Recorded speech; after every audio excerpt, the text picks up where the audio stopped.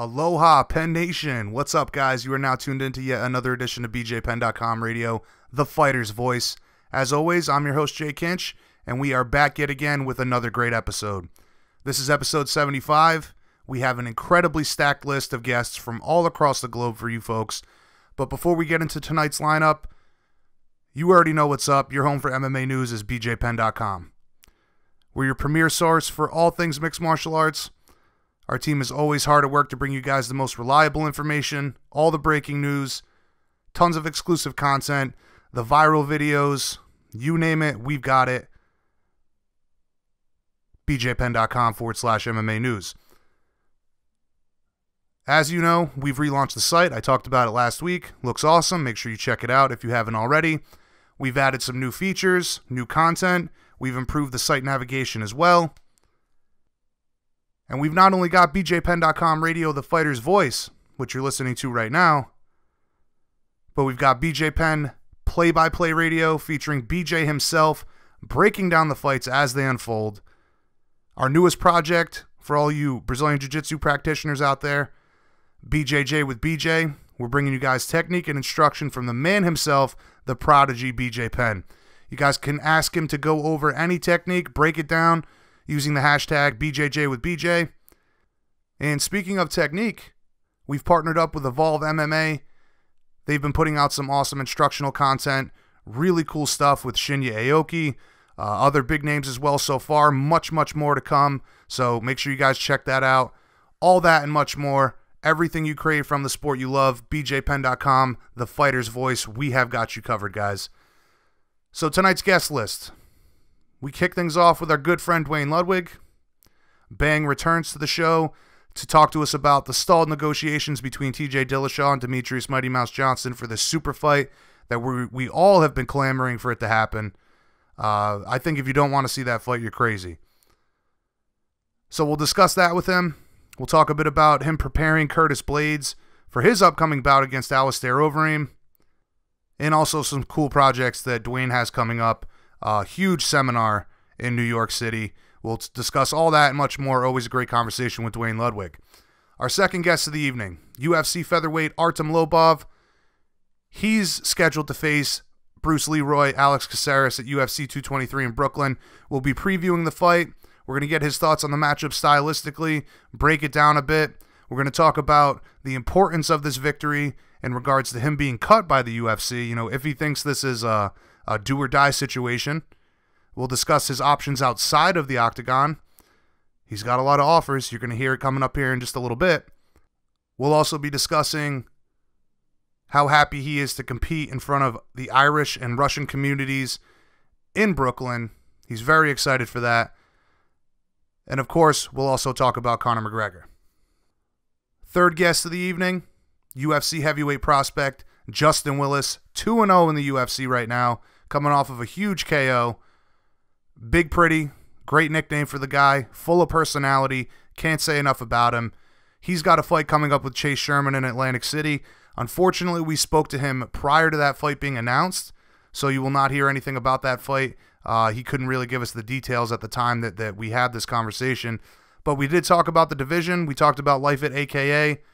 Of course, Daniel Cormier, Cain Velasquez, Khabib Nurmagomedov, and much more. This kid has a great story. I shouldn't even call him a kid. He's probably older than me. Guy has a great story. Like I said, a ton of personality. And I think that if he can continue to win in the UFC, he's got a very bright future ahead of him. Just like anybody would. But man, is he marketable, in my humble opinion.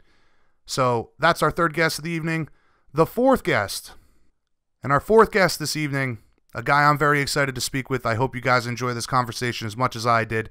Brazilian Jiu-Jitsu phenom, making his highly anticipated MMA debut this weekend at One Championship Iron Will in Bangkok, Thailand. The guy submitted everybody there is to submit in any tournament he's competed in, whether it be gi, no gi, you name it. The Lion Killer himself, Gary Tonon. We're going to get the inside scoop on his training camp and the lead up for his MMA debut. As I said, highly anticipated. Everybody wants to see what he can do within the cage in mixed martial arts. He's accomplished everything there is to accomplish in the grappling world. for the most part.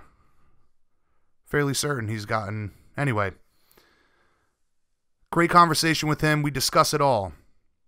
His title ambitions, how quickly he would like to climb the ranks.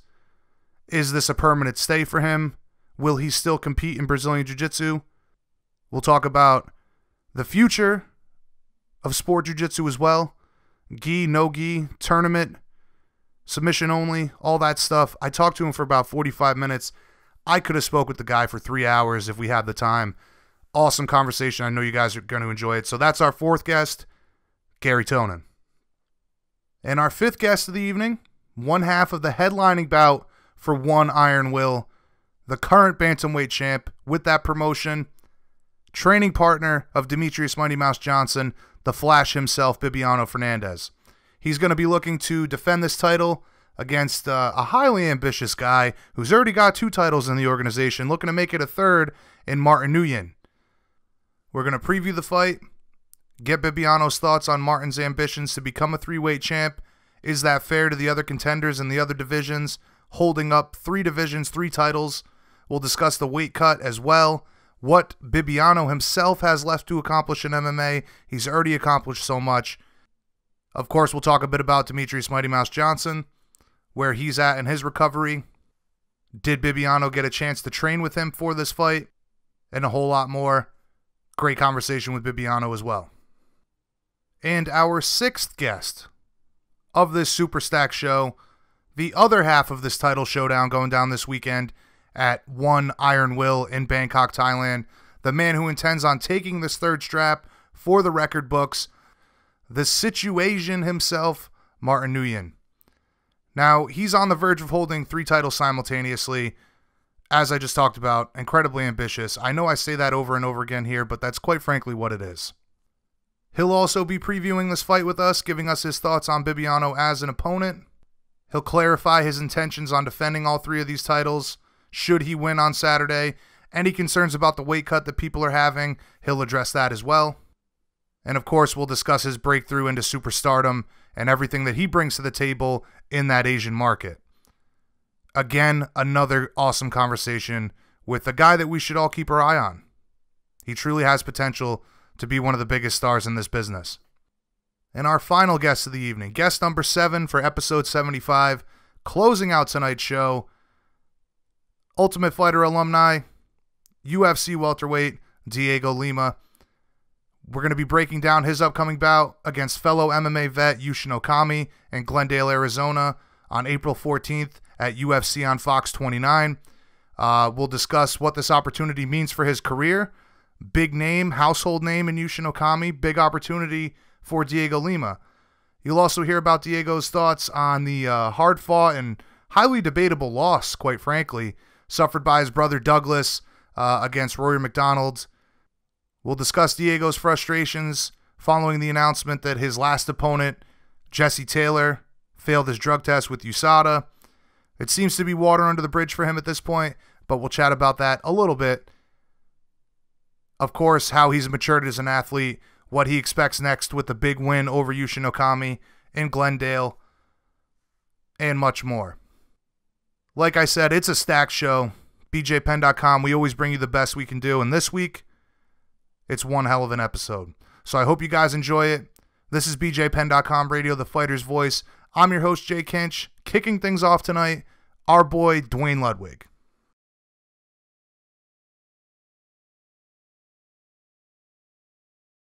All right, Penn Nation, please welcome back to the show one of my absolute favorite guests and good friend of BJPenn.com, the real-life master splinter, Duane Bang Ludwig.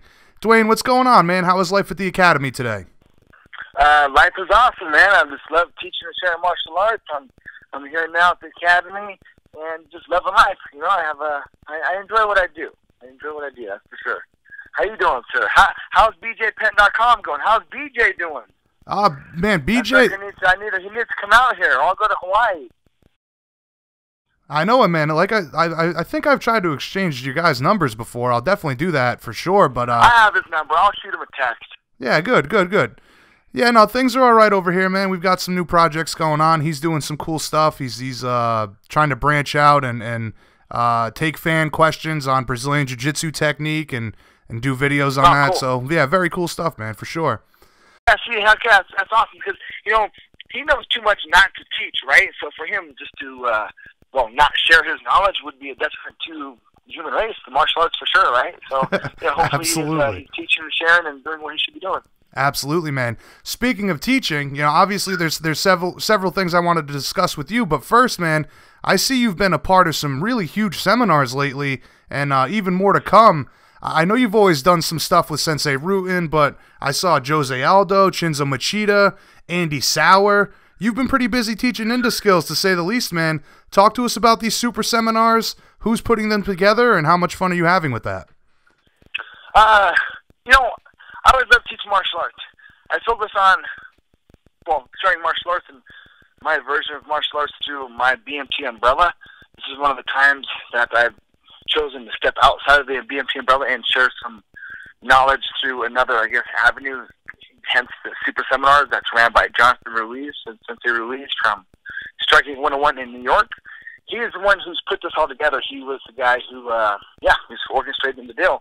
And it is me, Sensei Rutin, Andy Sauer. Jose Aldo's out now, and is actually TJ's replacing him. So it's going to be TJ and Andy Sauer teaching on Sunday, Boss and I on Saturday, and then Shinzo and Shane on Friday. So, just teaching and sharing martial arts. And, every seminar that I do is big because I teach from the heart and soul and make sure I teach what I feel is correct and truthful and to help out and to give back, uplift, and inspire. So, there's no difference in what I'm going to do with everything I do here at my dojo. It's the same thing I'm going to do at every seminar that I do. Is just teach passionately, right? So it's good to come together. And, I care too much about martial arts to not make it a system. I think that's how something is strong, is when you bring something together and organize it. So to bring the business to kickboxing and actually structure it and make it an actual system, which comes from Sensei Rutin, I just continue to develop it. And now to have other people be a part of that and to introduce ranking and structure and stuff as well is going to be huge because Andy Sauer is talking about doing that. So is Nick Hemmers. So, very, credible, high-level striking fighters and coaches are starting to implement the system as well. Not banging with Thai, but implementing the actual system to striking, right? So we're going to come together and make sure that we have, and we've already done, we've already talked on the phone. I talked to Andy Sauer, obviously Sensei Rutin, my own knowledge, TJ, all the guys that I know, Sensei Ruiz as well, and said, hey, if you train for 6 months, what should you know? What are the basics of kickboxing? So it was fun and fascinating to pick Nick Hemmer's brain and then Andy Sauer, and then I was looking forward to picking Jose Aldo's brain, but he's out. But I already feel I have a pretty vast knowledge of striking and how to improvise it all. But to come together and come to the same conclusion that yes, this is the basics, and mapping out a system, and now sharing out the world is exciting. It's definitely exciting. So I give you a long answer on this. There we go, long answer. Anyway, we're all coming together to have an actual system. You know what I mean? There's the karate system, there's taekwondo, and there's all the strikes and everything. There's the katas. We have the same thing, except katas are actual combinations that have been proven to be successful, right? So anyway, it's nice to have more credible striking coaches and fighters come on board and start adapting the system to make it an actual product, I guess.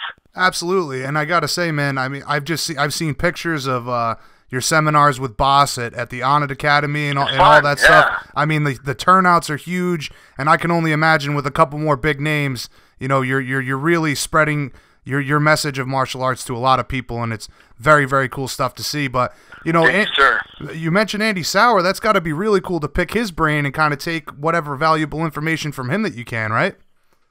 Oh, heck yeah, because he, to be honest, I talked to him over the phone a couple weeks ago. We were talking about the basics of kickboxing, and it was fascinating to hear his take on martial arts and what he teaches.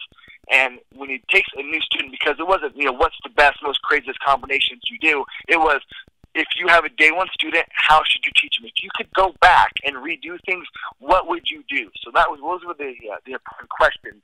And one thing that he said is he likes to have people find the coordination with their body. He doesn't really care about the technique too much, but having them coordinate with the body and to develop the power and transfer that into strikes was more important than the actual technique, because once they know how to have the coordination with the body, then it's just fine-tuning the details of the technical aspect. So that's something that I never really thought of, because I show people the patterns. Here's 3 hands, jab, cross, hook.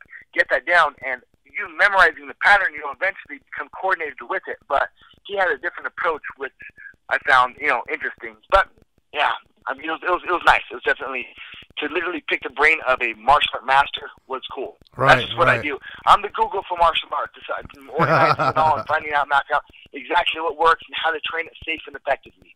Very cool stuff, man. Very cool stuff. You'll have to plug the dates on all of these. I'm just a fight nerd, right? So I love this. Right. You'll have to plug all the dates on this upcoming stuff when we wrap this up. But let's get right into it, man. First things first. Last time we spoke, and last time I spoke to TJ, the fight with Mighty Mouse was all but finalized. Both parties wanted it. The UFC wanted it, and we just needed a date. Demetrious goes on the MMA Hour on Monday, says he's got a big announcement. We all get excited, think that it's going to be the announcement for the fight. But apparently on his end and on TJ's end, negotiations have kind of stalled for this.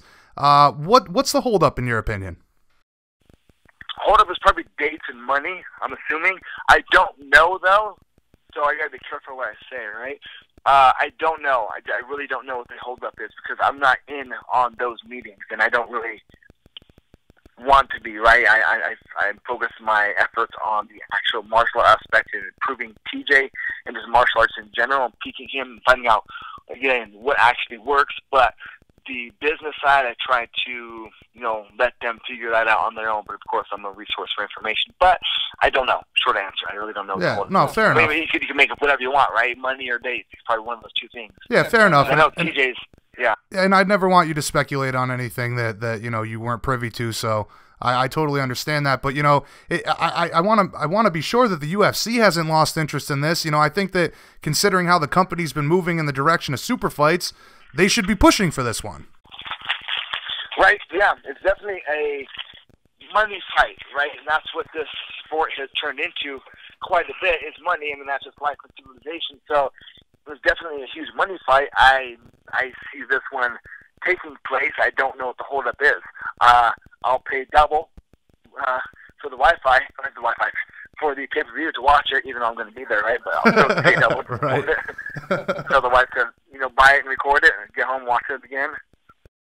Now, are you guys still hopeful that the fight's going to happen at this point? Is TJ still dieting as if the fight is next? Just for me, selfishly for me as a martial arts fan in there to see exactly how good I can help TJ become. Again, it's not all me or the system. There's a combination of quite a few things. A lot of them are intangible, but just I want to see how good a martial arts or a human being can perform, right? And TJ is the prime example, prime student, I should say, being to pull this off. And then obviously the counterpart is Demetrious. He's one of the best martial artists to ever be on this earth that we have record of. So I want to see this fight take place selfishly as a martial artist. Now, for TJ's stake, it's what he should do because he's a light 35er. It doesn't make sense for him to go up to 45. It makes sense for him to go down to 125. It actually is not going to be as hard as people think. So that's the money fight in his division because who else is there? There's not, obviously there's Cruz. You want the Cruz rematch, and then we'll see what happens in the future as well. But it'd be nice, in my opinion, to go down, fight Demetrious, get the belt, and then go back up and fight Cruz. Right, but we'll see what happens. Right. So at this point, TJ's still dieting as if this fight is next. He's always again. He's not a big 45 or a big 35. I'm sorry. So he's always eating clean anyway. But he's lining up for that weight. Yes. Okay. Just because if he has to go back up to 135, that's not going to be hard. So. Right. Well, he's by far the most dedicated guy.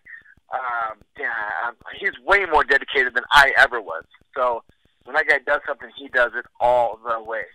Right. Well, I know you guys were really wanted the matchup, and you had a solid game plan for dethroning Mighty Mouse. I know you think that you guys could solve that puzzle. That is his skill. Well, that's true though, right? Dethroning Mighty Mouse. But I don't look at it that way. I look at it as finding, getting TJ to his peak performance. That's how I look at it. I don't look at it like dethroning anybody. Obviously, that's the goal. Well, the goal is to beat Demetrious, but my ultimate goal is to get TJ to perform at his full potential. And I'm waiting to see what it is because we haven't grasped that yet. So that's what I find fantastic. But anyway, just as far as lining up goals, sorry. No. I totally understand. I just know that in previous conversations, you seem to have a game plan maybe not so much a game plan, but you seem to believe that all of TJ's skills and techniques and his abilities, you guys will be able to get that job done and defeat Demetrious. Yes. Yeah, I feel TJ will be the champion at 125, and he has every capability to do so. So, yes. Well, I truly hope that these negotiations pick back up soon and the fight does get made. But, you know, with no clear contenders at bantamweight, if this fight was to fall through, what would you like to see happen next for TJ? How long is too long for him to be out of competition? Well, we waited, I think it was a little over a year to fight for the title. So I don't want that to happen again, right? But, you know, we'll see what happens. I don't really have it. There's really nobody. I think what's Cruz's situation now? Do you know? I want to say he's still sidelined, although I just saw him winning some like off-road derby race car thing. So I don't know what his deal is. Okay. I don't think he has a fight lined up yet, though. Okay, so that's me. You know, personally, I would like to see that. So Demetrious, and then or Cruz. Right. So I guess at this point it's just a waiting game for you guys, man. Yeah, you know, we're waiting, but we're always, when we're not, he's in California training right now, TJ, and handling some business and stuff. I'm in Colorado, but we're always improving and maintaining, and we're not maintaining, we're always improving and getting better. So that's just the goal, is always to improve. So hopefully that we have the sights for the 125-pound belt, but until then, we're just always improving regardless. Absolutely. So moving on from your star pupil in TJ, another one of your students who's making some waves right now is Curtis Blaydes.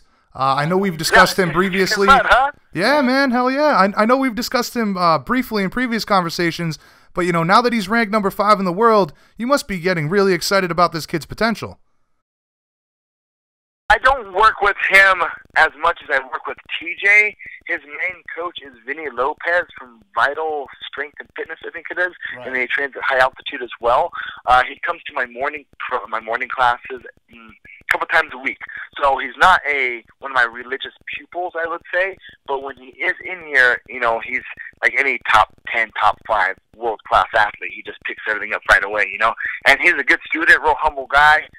You know, I love having the guy here. You know, it's nice for me to. It's my service back to the world. You know, to be able to perpetuate my art and my philosophies of arts and have him become more successful with it. You know, it's very rewarding. And for to see him take the punches of Mark Hunt and then take him down and win that fight, that's rewarding. And to see him, you know, I love Overeem, but I don't think it's a great matchup for Overeem. I think Curtis is going to beat Overeem, and he has the power to stop him, and he definitely has the wrestling to beat him. Like, we all know that. Well, I know that you've said that you don't work with Curtis extensively, but I mean, when it comes to him coming into training, you know, when he has these fights lined up, are you working on strategizing and technique with him in that regard? Yeah, I do steer my classes around. So one thing I do with my classes, and I've always kind of done, I have my set system of Bang Wood Thai. You know, well, I shouldn't say it's a set system because there's a whole bunch of mapped out patterns of successful combinations and drills, right? Well, combinations and then drills to make those muscle memory is my process. But, you know, I'm continually updating the system by watching current fights and such, and one of my tools for that development is having Curtis come in, having TJ come in, have these. Well, I'm always having people circulating to my dojo, and I ask them, you know, what's your skill set? Who are you fighting? What's the puzzle? What's the riddle to beat this guy?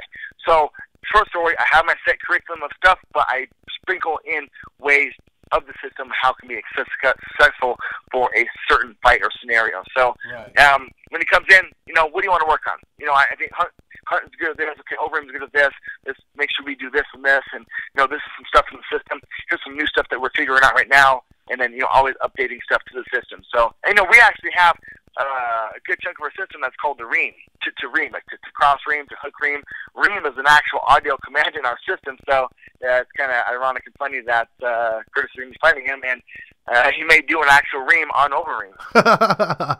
Well, that obviously lends itself to Boss's history with Alistair before they split up, and you know how that all kind of trickles down throughout the lineage there.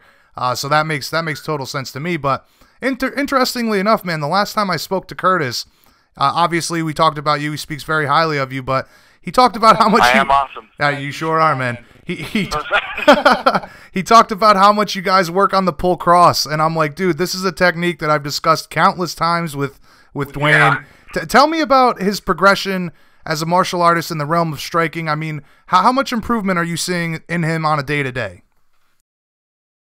You know, again, he's a world-class athlete, so he's a coordinated human being that's very athletic. So whatever you show him, he picks it up pretty quick. And he's just always making gains, and the more he's in here, the better he'll become. Like, I mean, I can't say training with me is going to provide success for sure, but it's definitely not going to hurt. I'll say that. So hopefully he'll be in here a bit more often, and we can make some more gains. But when he is in here, he gets pretty good pretty fast, because when he's here, the way I run my classes, and I ask, I don't demand. I lead by example. I give respect, so I get respect. So when we have an hour of just consistent drilling, just getting after it, and like there's just no bullshit, these guys get better fast. Right, and that's what you should expect when you have a well thought out program like yours, and you know, guys come in and put in that hard work. So, but you know, in regards to Curtis, I mean, it sounds like you guys have a good relationship. I know he's not there full time, but you know, would you like to potentially be more involved with his camps moving forward, or? I'm definitely open to it. Right, he's a good guy, and he picks up our style very well. Well, you know, our style, I keep referring to like our style, but, you know, I work with people. I meet him in the middle. So, right. Anyway, I would like to work with him more, yes, because he's a good guy. First and foremost, he's a good guy. He's not an asshole. So I have no problem working with him, helping him out. So the more he's in here, the better we'll become, and hopefully he'll be in here more, or we'll make some more arrangements to work together in the future. But I'm open to that, yes. Okay. So, you know, just because he's facing two elite strikers back-to-back now, I feel like working with you would be incredibly beneficial for him to ensure his success coming up against Alistair Overeem. But it sounds like you guys are already working on some tricks and some techniques and combinations that you think are going to be effective against Alistair. Yes, sir. Yes, sir. Yes, sir. And another guy to name drop, Thomas Almeida, he reached out to me to possibly come to Colorado and train. So we'll see how that unfolds. Really? Yeah. So it was funny because I made a post about year and a half ago or so, or 2 years ago, maybe, I'm not quite sure, saying that this kid's got a lot of potential. He's someone that I would like to work with in the future. And then he reached out to me not long ago, and hopefully he'll come out and I can help him become better. Yeah, I agree with you. A ton of potential for him, and right when he stepped onto the scene, I was like, you know, incredible striking ability, but with a little bit more guidance and some of your fine tweaking, there's no reason that he can't become even better than what he is. So that would be very cool to see, man. I hope that comes to fruition. Yeah, me as well. I think I can help the kid, that's for sure. You know, yeah, this is what I do. I'm OCD about martial arts. You know, finding ways to help people become better. That's my service back to the world. So it'd definitely be good to be able to help him out. Right. And while we're on elite striking, a little bit off topic here, did you get a chance to see Badr Hari versus Hedzi? What'd you think of that fight, if you saw it? I did not see it yet. I need to see it. What happened? Is there something specific? Go over audio? Badr got the he got the decision win, but you know, obviously Hedzi came on strong in the beginning, but Badr landed a lot of body shots, man, a lot of left hooks to the liver. Bosrutan would be happy for sure, but I was hoping that you got a chance to see that fight. Just, you know, obviously Badr being one of the baddest mamma jammas in the business, so. Yeah, really, he definitely is. I have one of my guys, Zach Willis, fighting in Glory March 31st in LA, so I'll be out there. Speaking of Glory anyway, so I'll be out there March 31st. And then the morning of March 31st, that Saturday, I'll be teaching a seminar at Legacy Jiu-Jitsu at Alberto Crane's Academy in Burbank. So it'll be BMT in Burbank, 11 to 1, and then Glory at night. Wow. Now, I teach Glory as well. I teach Bellator, and I teach Pride, and I teach UFC. Yeah, no, I was gonna say, man, I know we've talked about it before, but I believe how many fighters do you have under your umbrella that are competing in Glory right now? I would say 7. Wow, tremendous.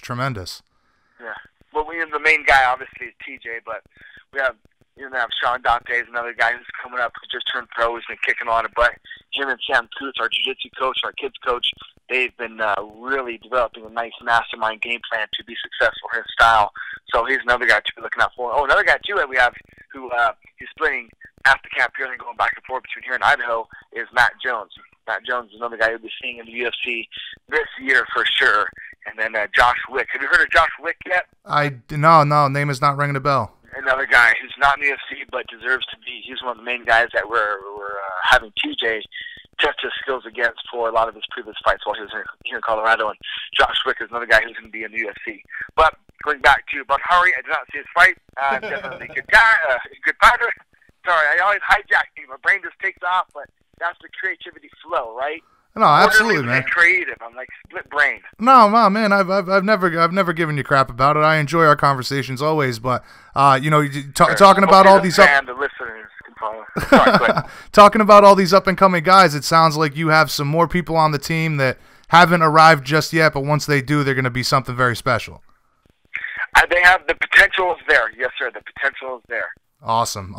And, speaking of the jiu-jitsu program you have going, I believe I saw on social media that did you just expand the academy? I mean, square footage-wise, added some new rooms? Yes, sir. Added another 50%, so added another 2,500 square feet of mat space just so we can have more jiu-jitsu because our coach, Sam Coots, who is running our jiu-jitsu program, is kicking butt at that, so we had to add, but chose to expand the academy so we have more jiu-jitsu classes because the demand was there and the kids' classes and everything. So it's been awesome, man. He's an awesome jiu-jitsu guy. I've been rolling with him a couple times a week.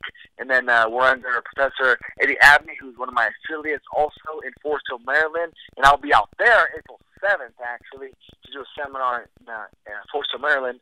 But he's our jiu-jitsu, the guy who's overseeing our jiu-jitsu. And, we're just, making sure we're having a good, safe, energetic atmosphere for people to grow and learn and have a good time. Awesome, man. Constant growth. That's what I like to hear. Always, man. I'm so blessed. I really am. I'm blessed, to be able to help people out. It really is cool to be in a position to do this. Well, I'm a blessed guy. Yeah, you're also a deserving guy, man. You've always been a good dude. So, good things happen to good people sometimes, That. Thank you, sir. I appreciate that. Hey, not a problem, man. All right, listen, you've been more than generous with your time as always. Let's wrap things up here. For all the fans still holding out hope that TJ Mighty Mouse comes to fruition, any words of encouragement you have that this fight gets made? Any words of encouragement? Dana White, come on, baby. Let's make this fight happen. Summertime, International Fight Week. Let's make it happen. I'll double pay. Right. For the pay-per-view. And that's the card, right? International Fight Week, that would be the card to do it. That makes sense for me. For what I have lined up already, it makes sense for TJ, what he has lined up already. So, yes. Awesome. Well, I certainly hope that happens. And in conclusion, man. Again, I want to test my understanding of martial arts against Matt Hume. Right. No, yeah, I know we discussed this before. I mean, he's one of the brilliant minds in martial arts as well. That it'd be. How many guys has he produced? So. The one FC champion, is he still the champion, his guy? Bibiano Fernandes? Yes. Yep. I mean, Rich Franklin, Tim Boach worked with him, Demetrious Johnson. I mean, yeah, you're absolutely right. There's a ton of guys. So after this fight, hopefully it goes through, and then after the fight, we'll see what happens. But I definitely like to go and pick his brain and sit down, just talk, just coffee, and watch him run class. And, yeah, I'd like to go spend a week up there. Yeah, that would be awesome, man. And I think we're wrapping this up, and I'm going off topic again. No, it's cool, man. I think that just watching you guys play the UFC video game in real life against each other would be fascinating to say the least. Sir. All right, very cool stuff. So in conclusion, brother, of course, plug all your sponsors in the gym, but more importantly, give us all the info and the dates for the Super Seminar Series. My personal seminar, I'm doing one March 31st in L.A. Well, so the first seminar I do is in New York, I guess, as far as the schedule. So I go to New York, what is it, March 24th, I think it is, 23rd, 24th, 25th, and then I teach on Saturday with Sente Rubin, and then the next weekend I'm in Burbank for Legacy, and I teach there at my own Bang with Time seminar. That's my seminar, I guess, not part of the Super Seminar Series. And then the week after that, I go to Forest Hill, Maryland, so April 7th. So, is that the right date? I'm not even sure. Yeah, April 7th is the correct date, yes. So, there we go. I have March 24th, and then I have March 31st, and then April 7th. And it'll be New York, L.A., and then Maryland. Cool. And it sounds like going forward, people can expect for there to be more of these super seminars getting made in the future. I'm sure they're going to keep it going. I'm not quite sure what to say about them. Yeah, they're going to keep them going. But, yes, we'll see what happens. We'll see what happens in the future. I mean, they should. I mean, it's a great thing to have someone come together and bring so many martial art masterminds and teach everything. But I have some questions, I'll say I have some questions. Right. Well, honestly, how much can you retain, in a session? Right. If they just got guys, I'll say this, bring a notebook.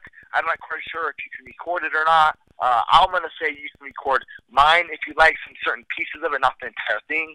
I think they're going to have a web thing, but if you are going to attend this super seminar, it's 3 days, so you're going to come across a ton of information. What are you really going to retain? Right. Not much that you write it down or record it, okay?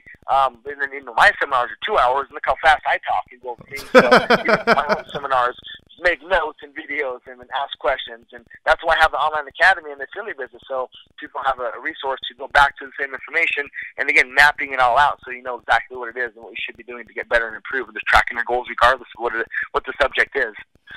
Dang, see, taking off topic again. Jason, DJ Penn, thank you, sir. I appreciate it. Do you want to wrap it up with anything? Yeah, no, again, always a pleasure, Duane. I look forward to our next conversation, as always. I hope the super fight gets announced soon. Much love, Ninja. I hope you have a great day over there in Colorado. Yes, sir. Oof, thank you, sir. Have a good day. All right, brother. Yes, sir. Bye-bye. Later.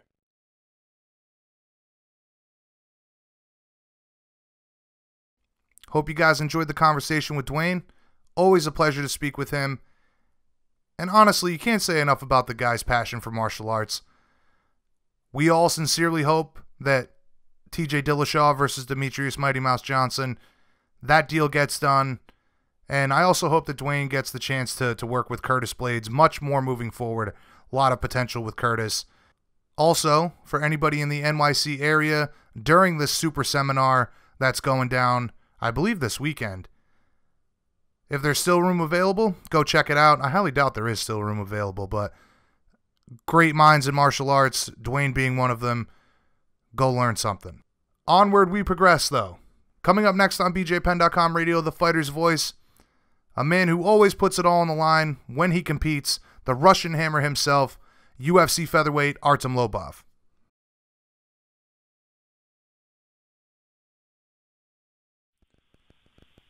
All right, Penn Nation, please welcome to the show UFC featherweight and one tough dude, the Russian hammer himself, Artem Lobov. What's going on, Artem? How is life at Straight Blast Gym today? Hey, man, thanks for having me on the show, and life is good at Straight Blast Gym. It's always work, work, work, nothing else. Right. Very good to hear, man. So it was announced last month that you'd be facing Alex Caceres at UFC 223 in Brooklyn. How happy are you with this matchup and being able to compete in Brooklyn next month? Yeah, definitely a good matchup. I think this is as good of a matchup as I can expect, given the situation I'm in. I really like the matchup. Alex, I know, fought at 135 before, so he's not going to be that big, which will probably make the takedowns quite hard for him. Don't think he'll be able to take me down. And, I look forward to throwing down with him. He has a very unusual style, but I think I'll be able to figure him out and break him down. As for being excited to fight in New York, I'm in Brooklyn, of course. It's unbelievable. For me, as I represent two nations, Russia and Ireland, New York is probably one of the few places where I can do just that. It has a big Irish community and it has a very big Russian community as well. So I look forward to putting on a show for my fans. Absolutely. The Russian and Irish community is something I wanted to touch on in a little bit, but you mentioned the stylistic matchup there. Give us your thoughts on Alex as an opponent. What kind of problems does he present to you in competition? His striking is quite unusual, so it's always hard to find sparring partners to that sort of style, but I'm not too worried about that. We have a lot of unorthodox guys in the gym that mightn't do exactly what he does, but still, when it's unorthodox, you just have to get in there and figure it out. I might come in a little bit tighter than usual in this fight, just given the situation I'm in. I can't really afford any risks, so I just need a good, solid win here, and then we see what's next in the future. Now, you're coming off the decision loss to Andre Fili back in October and Cub Swanson before that. Considering the two-fight skid, you must be very, very motivated to get back in the win column against Bruce Leeroy. Well, to be honest, I never lack motivation. I'm always very motivated. Every fight I approach as if that was my last, because and that results in great performances. So in that sense, you know, I was ready. I would have been ready to go regardless of whether I was on 10 winning streak or 2 losses. That doesn't really matter to me. You know, I know that in order to be successful in the sport, you know, you have to win, and that's what I'm after. Now, you had hinted at retirement after the Feely fight and said that you wouldn't have been surprised if the UFC released you after that bout. What was going through your mind at the time, and what changed for you to decide to continue competing? You know, to be honest, I didn't really mean retirement. I more so was hinting at maybe change of where I will fight. You know, perhaps boxing or K1, or, you know, I don't really have, I don't lack any offers. You know, I have a lot of offers on the table, and some very good financial offers that, you know, for more money than I'm actually currently getting in the UFC. I mean, of course, UFC, this is the premier organization. This is where the toughest matchups are, and this is what I'm always after. So, of course, it's a place where I want to be. But, you know, I was kind of prepared that if I was let go, you know, I had a plan of action in place, and I wasn't going to dwell on it. I wasn't going to, you know, be crying or begging or anything like that. I was ready to move on and tackle the next problem and see what happens next. Interesting. So you would have been open to competing in boxing, or maybe you say K1. You mean possibly like Glory or something like that? You have offers from those guys? Yeah, I mean, I know I've got the skill, and I know there's not a man in the world in any of the striking areas that would just run over me. So I'm comfortable in competing K1 or boxing, and I still am, even though I'm in the UFC now. But perhaps at the end of my contract or whatever, or down the line in the future, you know, I don't want to rule this one out. I certainly will explore all avenues, K1, boxing, all of them. Oh, very cool to hear, man. You know, I got to say that I think your fighting style lends itself to why the UFC, you know, decided to keep you on the roster. On top of all of your fan base, I'm sure you'd agree with that. Yeah, absolutely. You know, of course, you know, this is a sport. I mean, a sport, to be successful, you know, you have to win. But, you know, it is also an entertainment business. And, you know, I think there's plenty of examples how important it is to not only win, but also be entertaining. I think John Fitch is probably one of the best examples. You know, he used to be like one of the best welterweights in the world, and still, you know, people wouldn't really tune in to watch him fight just because it's boring. And that's the bottom line. People want to be entertained. You know, it's not easy to sit through 3 hours of fight, especially if, you know, for majority part of those 3 hours, people just, you know, lay on top of each other, cuddling or whatever they're doing in there, you know, and not much is happening. You know, people want to see action. They want to see fights. They want to, you know, see real fights, and that's what I provide. You know, this is a Russian Hammer brand at this stage. You know, when you see my name on the card, you know that you're guaranteed action. You know you're guaranteed a good fight, and people will love watching my fights. Absolutely, absolutely. I couldn't agree with you more there. But, you know, considering that you've never been finished in the UFC, and the Cub fight was a back-and-forth war, I'd imagine you still feel like you have a lot to show of what you're truly capable of inside of the Octagon still. Absolutely. You know, I mean, it has been a little bit frustrating for me that I wasn't really able to show fully what I can do, you know, because don't make any mistakes. You know, when I prepare for my fights, you know, I pick the best sparring partners, you know, the toughest roles, the toughest everything. I take the best guys out there, and I go to war with them in the gym on a daily basis. So, you know, I know my prep is really good, but I've been, you know, a little bit frustrated with the fact that I just wasn't able to showcase my skills to the full potential. But, you know, I'm hoping that will change, and I'm hoping that my fans will get to see what Russian Hammer can really do. Well, like I said, man, based on toughness and your fighting style alone, I would agree with you. I think everybody likes to see you compete. So, you know, every time you step into that cage, we all know it's going to be a great show. But, you know, you had said something about your friend and teammate Conor McGregor, that he likely had some influence regarding you being put on this card. Have you had any confirmation on that? Well, no, I didn't really have any confirmation. You'll probably have to ask UFC, you know, whether that had anything to do with it. But I imagine it probably did play a part for sure. I mean, they would love to have Conor, you know, in presence there as the interim title is on the line. And, they did that when Aldo fought Mendes. They flew Conor out to Brazil, so they probably want to do the same here. I mean, the anticipation for Conor versus Tony or Khabib is already huge, and that was probably put a cherry on top and set that fight nicely up for down the line in this year. Absolutely. It would obviously make a lot of sense for Conor to be present in the audience, considering the main event, as you just mentioned there. But will he be cornering you at all? Well, he won't be in my corner, no, but, I don't know. We'll see if he'll be in the presence. If he is not busy that day, if he doesn't have some business that he needs to handle, I know I always have his support, so that's where I'm at. Speaking of which, have you had a chance to work with Conor at all for this training camp? Say that again, please. Have you had an opportunity to work with Conor for this training camp at all? Yeah, absolutely. I'm always, in contact with Conor and been working together a little bit, and he's been, sending me some tips, on my grappling and my striking as well. I send him some of the videos of my sparring and my trainings, and he's been giving me some good tips. He always has good advice. He's got a very, very good eye for the game. He's got an understanding of this game like no other. So it's always good to have some tips from him. Absolutely. Now, you had talked about the Russian fans, the Irish fans. Give us your thoughts on competing in Brooklyn. I know you said that New York has a big Russian population. I'd imagine you're expecting a lot of support from the crowd on fight night, and you'll be looking to put on a great show for all those Russian fans in attendance.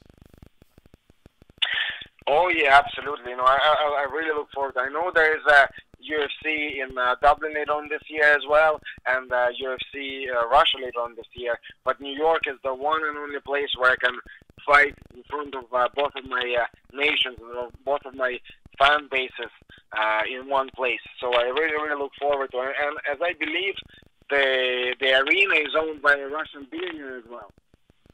Yeah, not to mention the headliner, Khabib as well. Obviously, there's going to be a lot of support for him, so I'd imagine the crowd will really be getting behind you for this one. Yeah, there's actually a few Russian fighters on the card, I believe. I know Zabit is also on the card, and I believe Taisumov was supposed to be on the card, but was unable to sort out his visa in time. But hopefully he gets that sorted and gets to fight in the States in the near future. Yeah, I spoke with Taisumov last month. That guy is running into a lot of problems with that visa thing, man. It's a real shame. I know, yeah, it's crazy. He deserves his chance to fight, on U.S. soil, because at the end of the day, that's where most shows are. And if you want to be a big star in the sport, you have to be able to fight in front of the U.S. fans. Absolutely. Now, listen, changing gears here for a moment. Being so close to Conor, I've got to ask you a few things regarding his next move. You've said publicly that he will fight the winner of Khabib and Tony. That being said, does Conor or your team have any preference as to which guy he faces, or which matchup would you be most excited for? Well, as for Conor, he doesn't care who he fights. I think he has proved and shown that on a number of occasions. When Aldo went running, Mendes stepped in. That was a terrible matchup for Conor, given all the facts. He was coming off an ACL injury. He was still injured, and ACL was torn a couple of weeks before, that matchup. And he couldn't wrestle at all in the lead up to that fight. So a wrestler was like the worst possible outcome for him, and he still didn't even blink and took him on. When Rafael Dos Anjos went running as well, and Nate stepped in, he had no problem. And at the time as well, there was offers of Aldo was being offered, but he didn't want it. Frankie was offered the fight also, and he didn't want it also. And Conor didn't really care who was going to step in. So he's shown that many times.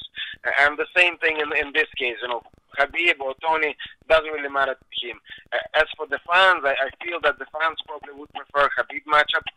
They feel that's a better fight. And to be honest, I would really like to see that fight also, and especially if that fight was to take place in Russia, that would be crazy. That would be, Rocky-style matchup, that would be just incredible. So I would love to see that, of course. Yeah, you're absolutely right. I mean, just the magnitude of having Khabib versus Conor in Russia, that would be one of the biggest fights in MMA history, if not the biggest fight in MMA history. But what do you make of all the talk of everybody's saying that Conor isn't an active champion. You know, given the situation in mixed martial arts currently, would you agree that the sport really needs him right now? Oh, the sport really needs him, absolutely. And as for being inactive, well, I've seen somebody recently post the amount of times that Khabib, Tony, and Conor fought in the last 2 years, and it is exactly the same. I think it was between 3 and 4 times they all fought. So, you know, when you look at the numbers, you know, the picture is very, very different. So, and to be honest, Conor was willing to, half the time there was people that went running, like I said, you know, for example, he was supposed to fight for the lightweight belt, and what happened? You know, Rafael dos Anjos at the time went running, so, you know, it wasn't his fault. He always shows up. He's always ready to go. So that's where we are. That's my thinking on that anyway. Right. What more can you ask from a guy? One last thing on Conor. Give us your thoughts on this beef between him and 50 Cent. Conor has trolled him in pretty hilarious fashion over the past few weeks. I've gotten a kick out of it, but what's your take on all of that? What was the hilarious? You just congratulate him with the International Women's Day. I thought that was a nice post. It was, you know, it was nicely of him to congratulate 50 and say congratulations on the International Women's Day. He looked good in this picture. Awesome, man. All right. Artem, you've been more than generous with your time. I greatly, greatly appreciate it. Just a couple more questions here for you. Will the outcome at UFC 223 against Alex, will that determine your future with fighting in the UFC? Yeah, I'm most likely, yeah, for sure. It's a must-win situation for me, and so it is for Alex. I think he is not in a good spot either, so it's a must-win. But to be honest, in terms of my approach, that doesn't change anything for me. That's how I approach my fights anyway. I go in there, you know, as if this is the last fight of my career, and I give it everything I've got. You know, I remember saying once in a while, the way I approach it is, in my eyes, you know, we're on a night out, and he just, you know, insulted my girlfriend, and I have to get him back. So that's how I fight. So you can expect no cuddling, no time wasting from me. I'm going to be pressing the action. I'm going to be marching forward, and I'm going to be throwing bombs as I always do. Yeah, and not to mention, like you said, you have a lot of options outside of this as well, so it's not like you'll be stressed to feed yourself and your family. But if all goes well on fight night, how many times would you like to compete this year? Honestly, you know, I used to compete so often. I remember one of the guys in the gym just calculated, and he said, on average, I used to fight every 41 days. Wow. So I love fighting, you know, and I want to fight as often as I can. You know, if it was up to me, I'd have my Dublin, you know, UFC Dublin contract signed, and I'd already have a UFC Russia contract signed, and I could easily fit 1 or 2 in between. But, you know, this is not up to me, so I just have to wait and see what happens next. I have to see what offers come my way. Okay. And in conclusion, man, for all the Russian Hammer fans out there and all the fans that are going to be in attendance in Brooklyn, what can they expect on April 7th, and what's your official prediction for the fight? Well, they can expect the usual. They know already what they can expect. You know, the Russian Hammer always brings it. Every single time I bring it. And it will be no different this time. When they see my name on the card, my name alone is worth that ticket price. So they can expect fire. All right, man. It's been an absolute pleasure speaking with you. Hopefully we can catch up after a big win. Any shout-outs or plugs you'd like to get in before we let you go? I'd like to, you know, thank obviously my gym, my teammates, Straight Bus Gym Ireland. You know, they've always been with me. Irish Strength Institute. You know, all the guys that helped me throughout the way. There's so many to name. Of course, my sponsor, Gym King. Shout out to them as well. Thank you. All right, very good. Thank you very much, Artem. Looking forward to the fight on April 7th. And you have a wonderful evening over there in Ireland, man. Thanks a million. Thank you. All right, have a good one.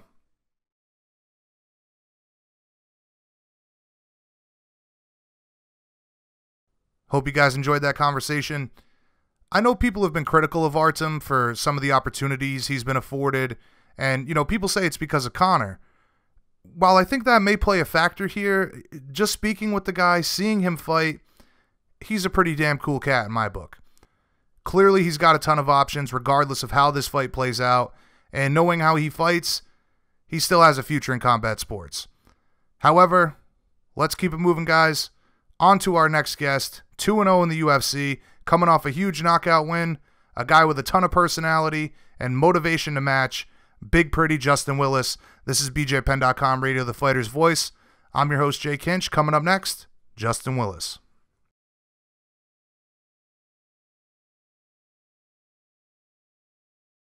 All right, Penn Nation, please welcome to the show UFC heavyweight prospect from the legendary AKA team, Big Pretty Justin Willis. What's going on, Justin? How is your morning going so far over in sunny California, my man? Oh, it's great, man. I want to make a short correction on you. It's not the heavyweight division anymore. It's the pretty weight division. Make sure from here on out we change the name. You know, it's the same thing, but, you know, different perspective. You dig? I love it, man. I love it. So you're going to be putting in some work with all the savages at AKA this afternoon, I'd imagine? Oh, yeah, man. I just got done with a workout about an hour ago. So, you know, on to my second one, which is, you know, rolling around a little bit. And then my third one is working with all them beasts, them other beasts. Very good, man. So listen, you're coming off a tremendous KO at UFC 218 over Alan Crowder. You're 2-0 in the UFC. What's next, my man? Any updates on when we're going to see you back in action? We're in talks right now. I can't really talk too much about it, but just in April, I should. If the other person signs their life over to me, then we'll have a fight in April. All right, so it sounds like there's been some discussion between the UFC and your management. Obviously, you can't name the fighter in particular, but is there a venue you could maybe tell us? Atlantic City, stand up. All right, okay, fair enough, cool, I'll take it. So listen, man, I know before your last fight, you had dared the heavyweights to go on a suicide mission, is what you called it, and call you out. From what I've seen so far, nobody's been willing to do so. Hey, man, actions or lack of actions speak volumes, brother. That's very true. That's all I got to say. You know, I'm the best. I've heard nobody say anything different. So, but the thing is, man, I'm willing to put it all on the line. Everything. I fight with my total being, man. This is not a game to me. I ain't playing shit. So if a motherfucker go on there thinking that they playing with me, prepare to get played. So aside from working with one of the best teams in MMA, what makes you so confident against the rest of the division? What makes Big Pretty so dangerous? Turn on the film, you'll see it. Right. That's true. It speaks for itself. There you go, brother. You've obviously got a few more fights to get through before you're ranked and with the elites at heavyweight, but it seems to me like you already feel like you belong competing with the best in the world. Is that accurate? Man, all that shit is nothing but numbers, man. So, like I said, man, I'm willing to put it all on the line. So, do I feel like I'm one of the elite? I feel as though I am the elite heavyweight or pretty weight. And I'm willing to put all that on the line anytime, man. Now, for anybody that's not familiar with you so far, give us your background as a martial artist. How did you get into MMA, and who inspires you in this game? I've been fighting since I've been 7 or 8 years old, man. I grew up in the social services or child care system, homeless shelters, group homes, juvenile hall, and I got my start when I was about 7 or 8 years old. Actually, I was in this group home named Frago Treatment Center, which was in Oakland, California. It was a home that was mixed between kids who were, forcibly removed from their home and kids who were removed because of behavior issues. So while I was in there, it was a house of 16 rooms, 32 boys. And what the counselors used to do was, I was 7, 8 years old, and the ages went from, I was the youngest always at that time, and the oldest would be obviously 18. Getting ready to emancipate. What they used to do is they used to pit one versus another. So if you had an issue or just if the counselors want to see you two scrap, we got it in. So I lived at this place for 2 years, so this is where I really got my savageness from. Because I had to do this to survive from a very young age. This is nurture versus nature to me. So if, like I said before, this is not a game. Right. Well, I think that your story sounds similar to several others in this business. Some people have to come up fighting throughout life, and to be honest with you, man, I've myself as a young kid, I went through a program with 16 other guys, and I totally understand the type of stuff that you're talking about. You really got to, not only prove yourself, but just to kind of survive, you got to show how tough you are in a lot of those situations. So it sounds to me like through life perseverance and all your hardships, I mean, this is a lot of stuff that goes into the cage with you as motivation. This is life to me. This is not a sport. This is not. I do not see it as a sport. I see this as a means to express myself. Well, so a lot of people don't understand, you said, this is history, right? So a lot of people I have to understand that a lot of people who look like me don't get a chance to actually build a legacy. They don't get that chance. And I'm not going to let that shit waste. It's not going to fall by the wayside with me. I'm fighting for too much. Maya Angelou said, I come as one, but I speak as 10,000. If not more. I'm ready, man. Well, I got to tell you, man, obviously, like I said, your performances speak for themselves so far. And, just hearing a little bit about your background, man, I have no doubt that you have all the motivation in the world to be the best in the world. But that being said, if anybody, who impresses you the most in the division? Who impresses me? I don't watch that much. The only people I really watch is my teammates. Right. So my teammates impress me. That's the only people that my universe. I keep it very, very, like right now, especially when it comes to MMA, very poignant, very directed, very focused. So the only people that I pay attention to when it comes to my craft is literally the people around me, because the people around me are the best. Absolutely. I mean, that kind of segues into my next question perfectly here. As we've already discussed, AKA is full of killers. It's been one of the best gyms in the world for a long, long time. But that being said, there's also been a lot of criticism over injuries on the team. However, I kind of feel like it's just an instance of, if you want to be the best, you have to go hard in the gym. And sometimes people get hurt, when you're training that hard. Would you agree with that statement? And talk to us a little bit about, how hard you guys all go in the gym to ensure that everyone elevates together. Hey, first off, I came up during the heyday of AKA. I came up during Kane and DC's prime.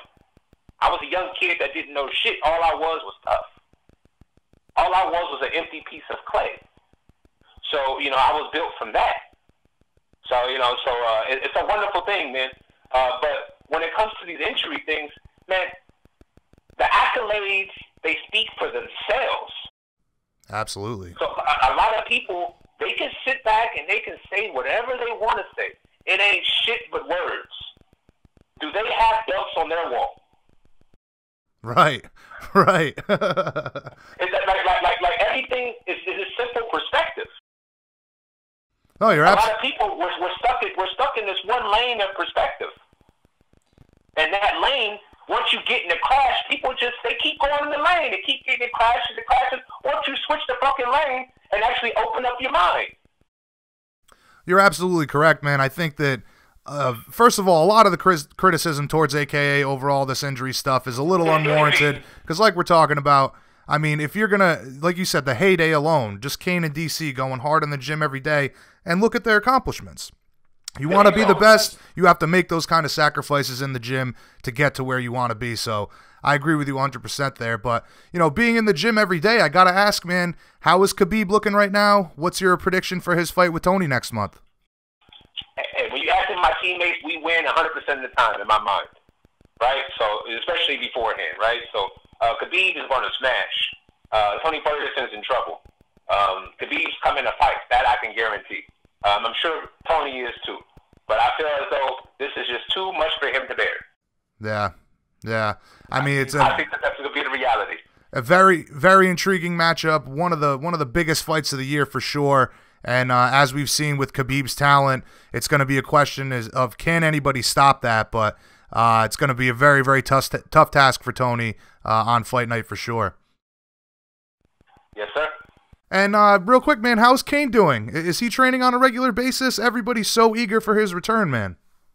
Hey, all I'll say, I'll keep it simple because I can't speak for another man. Right. What I will say is he will be back, and he will be back stronger and better than ever. All right. Well, we're all certainly looking forward to it. But speaking of Kane, the announcement of Stipe in DC, that kind of came as a surprise considering that everybody also wants to see Kane fight Stipe. Give us your thoughts on that super fight.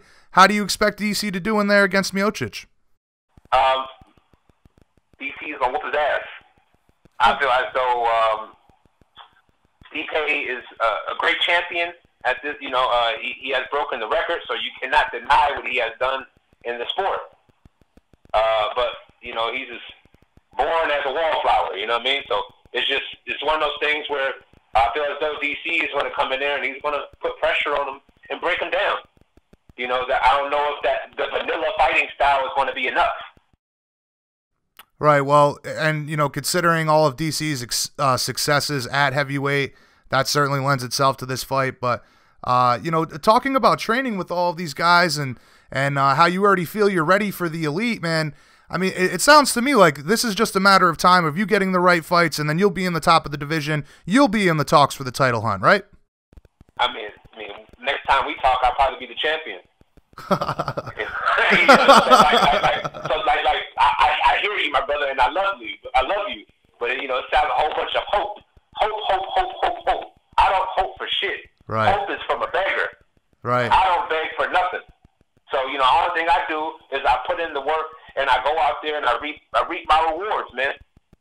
I got so much fucking money in the bank, and I'm not talking about literal wealth. Now it's time to start spending it. This is a lifelong wealth. Yeah. You make a great point there, man, you know, talking about how wealth is not always monetary. You know, wealth comes in all forms and shapes and sizes in life, and you got to embrace all of it. So, I commend you on what the world should realize is they have actual martial artists in their hands. Right? And the world, I speak my own language, and the world will come to speak my language as well. No, I have no doubt, man. So what you did, I got to talk to you about this, though. What you did post-fight, promoting your teammate, that was pretty cool, man. Not a lot of guys would give up the time on the microphone to do something like that. I think that speaks volumes to the kind of person and teammate that you are. You know, I'll let my teammates say that. You know what I mean? I just speak with my heart. And my heart at that time was telling me that this man is not getting enough press time. This man is getting looked over. That man is Dwight Grant. That man is a great fighter. That man is a great person, and that man is a great friend. So he deserves his opportunity. If you go look him up, his name is Dwight Grant. Go look him up out of American Kickboxing Academy. Look up his fights. The guy's a killer. And he needs his opportunity to go shine. I have another guy, since we're saying names, I have another friend named Ernesto Ancona. He's 3-0. He just got through. He just got his citizenship, so you got to be honest now. And he's ready to fight. You got these guys with tremendous talent that have been around AKA for years, and nobody knows about them. Yeah, you know. You know, I talk about that on this show quite a bit, and you hear it all the time. There's so many phenomenal talents inside of the gym that just haven't been given their opportunity, and a guy doesn't arrive until he actually arrives. So. You know, this sounds like another case in point with both of those guys. So, you know, while we're talking about time on the microphone, you know, I get a sense that you've got a pretty good grasp on how you're going to promote yourself and your career. Talk to us about your approach to marketing your brand, and do you feel like you'll need to join in on this trash talking era that we're currently in? Trash talking, man. I just speak my heart, man. That's it. So. Everything that I say, I mean it. I thought about it. I processed it. And so I have no empty talk. You can ask people who know me. I have never changed. I have only improved. I have only become more wise. That's it. But I have never changed. So when I say something, I mean it with all my heart. So trash talk, I leave that shit to the birds. I leave that to the culture vultures. Right. I leave that to the wannabes. Right. You know, it's funny. I was just talking to Raquel Pennington about this yesterday. You know, how this sport has all these amazing characters in it, and that's one of the things that makes this sport so intriguing. And you know, just talking with you for the first time, man, I kind of feel like you are one of those really original characters that I think that this sport will embrace a lot of once you start to get more airtime and more exposure. I'm sure you'd agree with that as well. If that's what God has made, then that's what God has made. All right, man. Well, listen, you've been more than generous with your time. I just got a couple more questions here for you. Yeah, go ahead, man. I got like 20 minutes. I'm good to go, brother. All right. So I know you can't tell us about the opponent, but it's looking like Atlantic City. Realistically, man, how soon do you think we're going to have this fight announced? I'm waiting for first round management to contact me to pretty much tell me whether it's on or off. I've been very open with, if you go back and look at all my interviews, I've been very open. So if a guy wants to fight me, who am I to tell him no?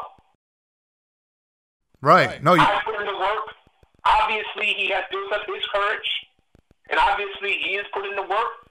And why not? Why deny that man his opportunity? And the same goes for you too, right? I mean, the guys exactly. Exactly. Right. These guys that are holding up these top 15 spots, right? They're holding them up. They're placeholders. Give them up. I'm coming. Right. And that's one thing that's always bothered me, because it's like, a guy gave you your opportunity to get into the top 15, and then you're not going to allow somebody else that same opportunity. That's not fair at all. When you're champion and you're top 5, business is business. I understand that. Right. I do. But I'm the guy coming. Why not challenge yourself? Absolutely. Why not?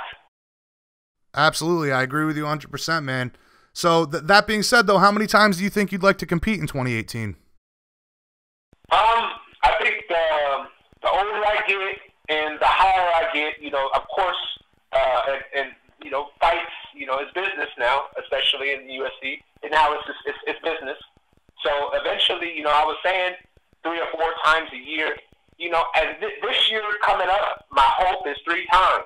And like I said, that's a banger, right? So it's 3 times. That's what I'm really hoping for, and I'm going to ask for it. I think that it's probably going to be around 2. Okay. To be honest. And the next year, 2, 3. That the goal is 3, 4 if I can, once every quarter. That's my original plan. But I understand, like now, I grow, and I'm not afraid to say when I'm wrong or when I grow.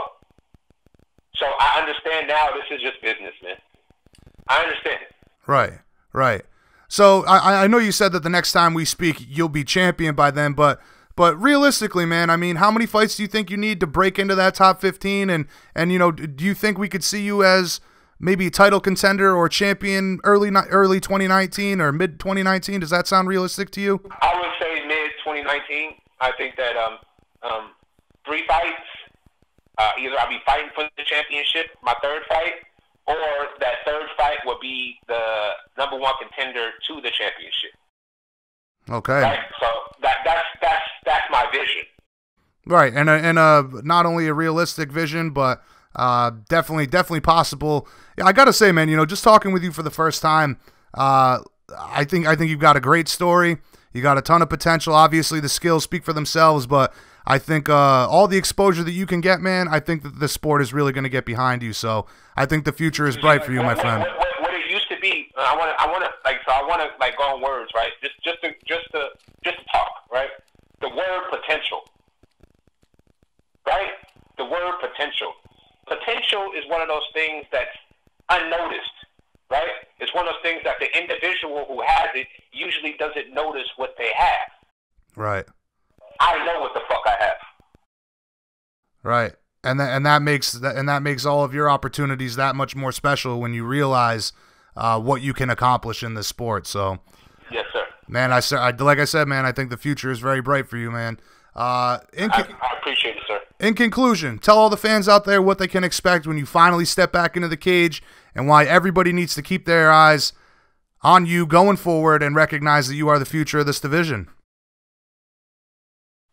Simple. Too big, too strong, too fast, too lucid, and most importantly, too damn pretty. It's that simple, baby. I was hoping you were going to end with too pretty. Too damn pretty, baby. Awesome. Awesome. To the Matrix. All right, listen, honestly, pleasure to speak with you, Justin. Hopefully we can catch up again once the fight finally gets announced. Any shout-outs or plugs you'd like to get in before we let you go? Hey, shout out to all my teammates at AKA. Shout out to all my friends. I got Rashad, Hassan. I got Coach Uribe over at San Jose State. And I want to say, everybody go look up Dwight Grant. Everybody go look up Ernesto Ancona. And go follow me at Big Pretty MMA. All right, awesome, man. Again, looking forward to our next conversation. You have a wonderful afternoon training with all those savages, and hopefully we can catch up again soon, my man. Hey, take care, brother, and have a blessed day. You too, buddy. What a story Justin has, honestly. And what a great mindset for fighting that story has afforded him in life. Keep your eye on Justin. Don't blink when he fights Chase Sherman in Atlantic City. Two big men throwing down. Gonna be a great one. Let's keep the train rolling, so to speak. Since our next guest has done quite a bit of rolling in his day, arguably the best BJJ practitioner alive today, making his MMA debut this weekend with one championship, Gary Tonon. I'm your host, Jay Kinch. This is The Fighter's Voice, BJPenn.com radio. Coming up next, the Lion Killer, Gary Tonon.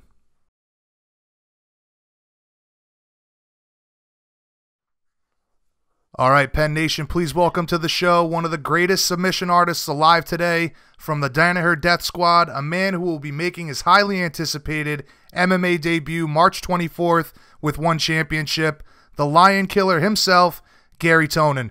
Gary, what's going on, man? How is life at the Academy today? Man, that was a serious introduction right there. There's a lot of things listed off. Hey, well, you're very deserving of that, man. Thank you, man.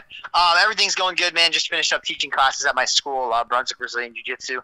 And, they're wrapping up and doing some training for the night. So that's pretty much it. I got to leave for Thailand 2 days from now on Friday night. So, just kind of tying together some loose ends, booking everybody's travel, and getting ready for the trip and everything like that. So yeah, so you're going to give yourself about a week's time to acclimate to the time change and all of those things. Yeah, close to that. I was trying to do that, but it's tough because when you travel to Thailand, it takes like a minimum of 20 hours with connections. It's hard you can't get a direct flight from the East Coast, I don't think. And then the time difference is like 11 hours. So we leave on Friday, we don't get there till Sunday morning. So we actually lose a day. It'll be a little less than a week leading up to it. But yeah, I tried to give myself a little time to acclimate. Honestly, most of the time, I just like to kind of do most of my training camp at my gym and then kind of have a short period of time. But, it's a different climate out there and kind of, pretty big difference in time. So I definitely wanted to get there a little earlier this time. Absolutely. A lot of things to adjust to. Very wise of you to try to get out there early. So there's a ton of stuff I wanted to cover with you tonight, man. But first, let's start with the training. How is preparation going for your MMA debut? Man, preparation's going really good. It's a definitely very rocky start because, really, I very limited MMA training before this. I did some sparring and stuff back when my professor Tom used to fight. When he first started getting into it, just to kind of see what it was like. But I didn't know anything. I wasn't really improving skills. I wasn't learning anything. I was just kind of running forward with my head down, throwing punches and trying to take people down. Not that I'm that far improved from that era. No. But that's kind of what things were like back then. I was just kind of doing it for fun. And so that only lasted for 6 months to a year. And then I did a little bit of boxing here and there with a guy from our gym, Shaheen. He grew up in Newark, so that's really all that needs to happen for you to be a boxing coach. Right. So I was working with him, and he was showing me some things here and there, but it was all, I was a pretty serious full-time grappler. I was competing once a month, twice a month sometimes. So I really had to dedicate most of my time to that, even though I knew that kind of moving forward, I was going to be getting involved in mixed martial arts. So, basically, I'm going to put you on speaker just for a second. Yep, no problem, man. Yeah. So let me know if the sound gets too interrupted. Can you hear? Yeah. You sound fine. Okay. So basically, where was I ending off? Sorry about that. I got so distracted. I have ADHD. No problem. You were discussing, how this has kind of been in the works for a little while. Yeah. Okay. So yeah, sorry. So I had a little bit of boxing training with Shy, but not really too much. It was like a once a week, twice a week sort of thing for a little while. And even that was only like maybe a year, 6 months before I really made a switch to MMA. And then I would say the bulk of my actual mixed martial arts training has been done in the last like 3 months, kind of like when I announced that I was going to start doing it and all that stuff. That's a couple months after that was kind of when I decided to start getting on track with everything. Basically I've been doing majority shoot box training, which is just kind of like, punches mixed with takedowns. That's kind of been the biggest changeover from what I was doing before, which is just like the regular grappling. So we tended to focus on that. We didn't like isolate too much just kickboxing or just boxing. Hello? Are you still there? Or is this somebody else? Oh yeah. Yeah, somebody else is calling me right now. Sorry about that. No problem. Yeah, we didn't isolate skills too much. We figured we'd just kind of build off of what we had. So we had a little bit of a grappling base. So we figured we'd kind of just add that on to some of the striking skills. And it's been working really well. It's interesting how when you start to apply the threat of taking somebody down to the striking skills, or the striking skills become a little bit easier than they would be. Like, if you put me in a ring with a regular boxer and all I can do is box with the guy, I'm probably going to have a lot of trouble. But if I can add in takedowns and fake takedowns and then go for punches and kicks and things like that, it makes life a little bit easier for me because they're expecting one thing and then they get another. So that's pretty much what we've been working on, is kind of synthesizing those things. Right, so it sounds like a bit of a crash course for you at this point. Exactly. Basically, leading up to this camp, I've been sparring every single day of the week, which wouldn't normally be advised. We started out a little bit lighter. We did some tag sparring and stuff to get me acclimated to the distancing and everything without getting hit too much. But I'd say after about 4 weeks or so of tag sparring, I was pretty much just doing hard sparring almost every day of the week. So that's been for like the last 8 weeks now of the camp. Okay, so you say 3 months of training, but when you made the announcement that you'd be leaving BJJ competition to pursue MMA, and you more or less handed over your crown to Gordon Ryan, it sounds like the decision had been in the works for much longer than 3 months. Can you give us a time frame on how long you knew that you were going to make this transition to mixed martial arts? Yeah, so I knew I was going to transfer over to mixed martial arts for a long time. I mean, I knew that eventually that was going to be a goal of mine. I just hadn't. Basically, I needed John to be ready to kind of like spearhead everything. John was undergoing some surgeries and things like that. Also, I kind of wanted to make one last run at ADCC. So I kind of, I made that last run at ADCC full throttle and just focused on jiu-jitsu. I wasn't doing like any boxing training or anything during that time because it was such an intensive camp. But I really have been interested in pursuing mixed martial arts probably ever since like my own instructor, original instructor Tom the Blast, started doing it. And I just kind of realized that it was going to be something that I was going to have to teach moving forward as a teacher in jiu-jitsu, because people were going to come to me and say, hey, like, how do I apply this stuff to fighting? I'm going to have guys that want to fight and things.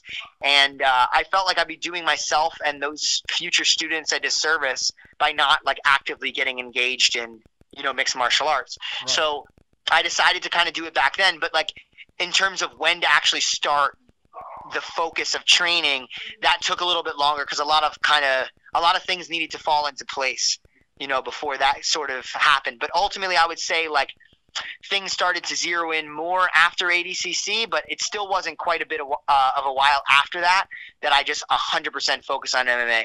I probably didn't 100% focus on MMA until like after my last grappling tournament, a little bit before my last grappling tournament, I should say. Okay. So how much of this decision was about testing yourself, and how much of it was being based on making more money as a combat athlete, aside from what you're talking about as far as instructing goes? You need to have that experience under your belt. I mean, is this more about testing yourself or having bigger paydays? It's kind of funny that you mentioned like making more money as a combat athlete and things. And obviously, like, money's awesome. You know, anybody who like tries to pretend like money's not part of the equation, they're just out of their minds. But I would say it's not a huge thing for me. And the only reason I say that is not because I'm not interested in making money, but that I could have easily made money elsewhere. I was doing just fine continuing professional grappling. It's not like my career was, you know, grinding to a halt or anything. I was doing still very well. And I was competing all the time and making plenty of money that way, as well as teaching seminars and, you know, making money at my school and things. I could have just as easily just continued the rest of my life doing that and made plenty of money to, you know, to make a living. Now, of course, you know, mixed martial arts, the upper tier, if you make it all the way to the top, there's much more money than maybe I would have made doing that. Right. But I could have led a more than comfortable life doing what I was doing beforehand. So I don't think money was ever really a huge, you know, pushing drive for me. You know, I think most of it was the challenging myself. And again, like I said, kind of, I know that the end of my athletic career is going to come one day, and I just want to try to make the most out of it. You know, I had the opportunity to compete at the highest level in jiu-jitsu and focus on that. And, you know, now I'm 26 years old. I still have, you know, plenty of years of my prime athleticism left. And I have just enough, in my opinion, to make it to the top in MMA if all goes well. You know, if I train hard and, you know, the cards fall in the right places, you know, I think I could be, you know, talking to you, you know, 5-6 years from now, you know, somewhere in the upper echelon of the guys in mixed martial arts, you know. Absolutely. And going along with your youth as well, a lot of guys that get into this, say earlier, maybe early 20s, you haven't taken all of that damage that they would accumulate in that period of time as well. So at 26, with your grappling background, a wealth of knowledge in that realm, now you transition over into mixed martial arts, and you know, you're fresh in a sense, and you haven't taken any damage throughout in this game. So very cool stuff there as well. I think about that a lot, and yeah, I'm happy with the way that things kind of started because, you know, remember when I was telling you, like, back when I was like 17, 18 and Tom started fighting and stuff, I did a little bit of sparring back then. Man, had I kept sparring like that, right, you'd probably barely be able to talk to me today, you know? So like, you know, I was only doing that like twice a week or something, like I said, for 6 months or a year. And, but like, if I had made a career out of doing it that way, man, it would have been really rough. So I'm glad that, like, kind of things went the way that they did, and now I'm doing things a lot smarter. Even though I say that I'm doing hard sparring, you know, pretty much 7 days a week now, I'm doing like 4 or 5 rounds, and it's with guys that are under control, like, that I'm comfortable with. I'm very specific about the guys that I'll train with. Like, I don't just walk into an open gym with everybody that shows up and train with whoever, like I would in jiu-jitsu. At this point, I have to be very cognizant of, you know, the damage that I take, any injuries that I'm going to get, cuts, things like that, just because all that kind of stuff can delay, you know, fighting. And like you said, you know, although I may have a lot of time theoretically from 26, you know, for athleticism and everything, it's like every one of those, you know, little stupid injuries that you get for no reason, or brain trauma, or whatever the case may be, is either taking time off of your potential career, or, you know, it's just taking up time leading up to fights. You know, you get cut or something like that, and now, you know, you got to postpone your fight for another 8 weeks or whatever the case may be. Right. So I think we're doing things a lot smarter than I would have had I started this, you know, 4 or 5 years ago. Absolutely. And you're talking about training with guys that you're very comfortable with. I mean, with your kind of record in grappling and your stardom from grappling, if you walked into any old gym, there'd be a lot of guys that wanted to prove themselves against you, and that might not go so well. So very, very smart of you to have sparring partners that you're very comfortable with, that you know, aren't going to go as hard as they can against you every round of every sparring session. So yeah. But it's one thing in grappling, man, you know, like, I try to be careful there too, because even in that, man, people can just do stupid stuff that could injure you, and right, you know. But at the same time, like, at least in grappling, you know, I've had, you know, over a decade of experience. So like, if somebody decides to turn it up, like, I can just turn it up too and make sure that I don't get hurt just by beating the piss out of them, right? But the problem with striking is, like, I don't necessarily have the skills to do that against, like, somebody who's elite level right now, you know, or a lot bigger than me, or whatever the case may be. So you know, somebody decides to turn it up in sparring, and now we've got a real problem. You know what I mean? The only solution I have is to, like, bring them to the ground and submit them. And if that doesn't work out, you know, we're getting punched in the head pretty hard. So absolutely, yeah, it's a little tougher. You got to be a little bit more choosy, I think, about your training partners and your training environment. For sure, for sure. So it's well documented that you're one of the biggest stars coming out of the Renzo Gracie Academy. But when making the transition to MMA, I'm wondering, what did you decide for a camp? Obviously, you're going to work with John Danaher, but who else are you working with in preparation for this debut? So John has spearheaded most of the practices, like you just said, and pretty much decided we were going to focus mainly on shoot box for this camp. We've done a little bit of gravel box here and there, this, that, and the other thing. I've had a few different guys roll in. The main people I've been working with, Jake Shields has stepped in, a couple times a week when he wasn't. He did a couple grappling matches too, but when he wasn't doing those, he stepped in and he was a good sparring partner for me. And he's obviously offers a wealth of experience. He's had one of the most winning records in MMA history. So he's beaten a lot of really tough guys, and he's been a big help, and just like the type of training that you get from Jake is it's terrible. It's controlled. He's not like it's not like brain damage that I'm getting, but it's brutal, man. The way he controls people against the fence and things. So he's been a guy that's been a really good sparring partner. I've had a guy. The most consistent guy has been this guy Ryan Rizzo. He's just kind of starting to get involved in mixed martial arts. He's one of my sparring partners that's a little bit more close to my level, so we can kind of try new moves and stuff on each other and, get away with things that like maybe I can't get away with on the experienced guys. And it's been good for both of us, I think. And he's getting a lot better. We go back and forth every sparring session. But in terms of like coaching staff or anything like that, for overall, it's pretty much just been John. Like I said, I have a boxing coach, Shy, that's kind of gives me some combo work and some pad and mitt work every once in a while. And then I have a Muay Thai coach, Brent Bartley, that kind of the same sort of thing for kicking. Gives me some pad work and some instructions on some basically like the mechanics of kicking and things like that.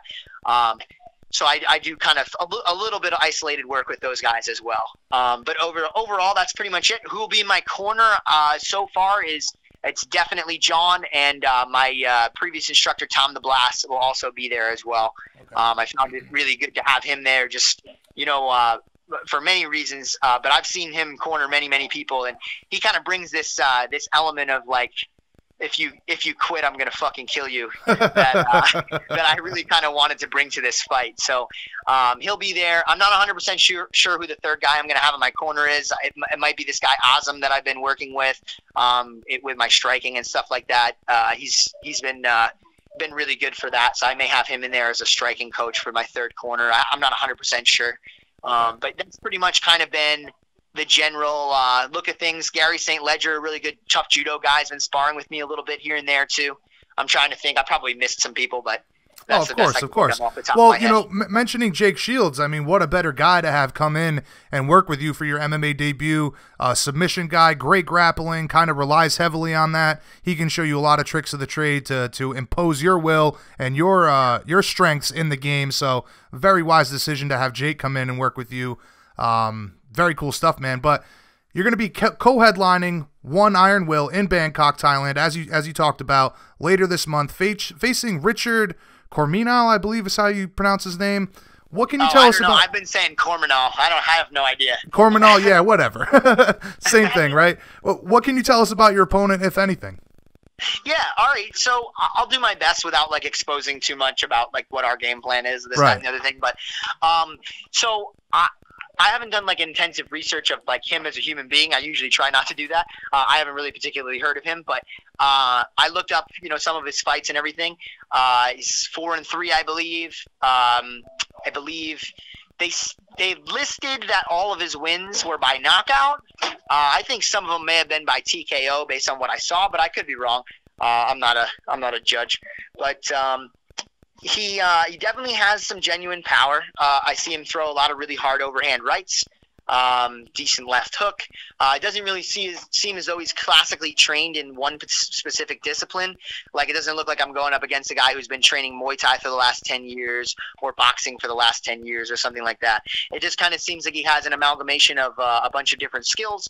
He does a little bit of grappling. He does a little bit of, grapple boxing, a little bit of some takedowns, some wrestling and stuff, and a little bit of boxing, a little bit of kickboxing. So I can't really say, one way or another that like he's, atypically like one style of person based off of what I've seen. But I definitely think there's a lot of opportunities. to defeat him. I obviously could use my strengths, which is my grappling, and that's what I think that's what a lot of people would expect to see. For me, from a perspective of improvement, I would love to get in there and stand up with him and be able to test my stand up in the cage. Not obviously knowing that, I'm going in there relatively inexperienced, but at the same time, I don't necessarily want the first time I need to use my stand up in the cage to be the time that I use it. You know what I'm saying? Like, yeah. I kind of want to get an opportunity to practice some of the things that I'm learning in a real fight environment before I just sprint across the cage, double leg somebody, and heel hook them. You know what I'm saying? Right. So in my head right now, that's like what I would love to do. But the famous saying, everybody has a plan until they get punched in the face. Who knows how much that's going to change when I actually get in there and he lands a hard shot. I may just go, yeah, you know what? Let's take this guy down. Let's finish him. And, that'll be that. So, I without sharing my game plan again, those are kind of my feelings towards my opponent, what I've seen, and what I'm hoping to potentially do in the fight. Right. Well, I got to say, man, it sounds very similar what you're talking about here to like Kevin Randleman, Mirko Cro Cop, right? A guy's going to be so worried about the takedown that could potentially set up some awesome stuff in the striking department for you. If a guy is so weary of the takedown, then you'll be able to, showcase some of that striking skill that you've been working on. So I definitely look forward to seeing how all of that plays out, but I'm wondering what has been the most difficult part of this transition for you? Well, I'd say it's kind of twofold. I've mentioned this a couple times. So I've reached an elite level in another sport. So when I look at my performance in mixed martial arts, when it comes to like sparring and things, I'm much more critical because I kind of know what high level skill looks like, whereas somebody just starting out might not realize, that, but like I can tell the difference between whether or not like I'm performing a skill properly or, if it's high level or not. And whenever I notice that I'm not doing things like up to par to elite level, which is most of the time because I'm obviously brand new at it, it's hard for me to accept that I'm not able to necessarily assimilate those skills at an elite level right away. And that, at the start, it's going to be a little rocky and things are going to be not so smooth. And so I think the hardest part is just kind of accepting less than perfect, right. For the time being. Because I tend to be a perfectionist, especially when it comes to grappling. But that's kind of been the hardest part. I mean, obviously the training sucks too, getting punched in the face or crushed by Jake Shields or whatever the case may be, on any particular given day, depending on who I'm sparring with. But there's been a lot of challenges. But I would say overall, that's kind of like what sucks the most. When you get good at something else and then you go to try to do a new skill, even if it's somewhat similar, it's frustrating when you're not able to adapt to the skill as quickly as you'd like to. Yeah, for sure. Honest answer, man. Now, moving on here, John Danaher had discussed on Joe Rogan's podcast about you signing with One Championship. He talked about being able to build your brand internationally, and this being a wise move because of, you would have to go the amateur route. That really wasn't an option for you at this point. Tell me about the decision to sign with One, and how many fights are you contracted to? Yeah, so I'm not allowed to specifically talk about the contract like that. Okay. In terms of like how many bouts I'm contracted to, etc. Okay. I mean, I'll put it to you this way: you're going to see me longer than one fight. Okay. But I'm just not at liberty to talk about the rest of it. But I will talk about like my experience with them and how I ended up signing with them.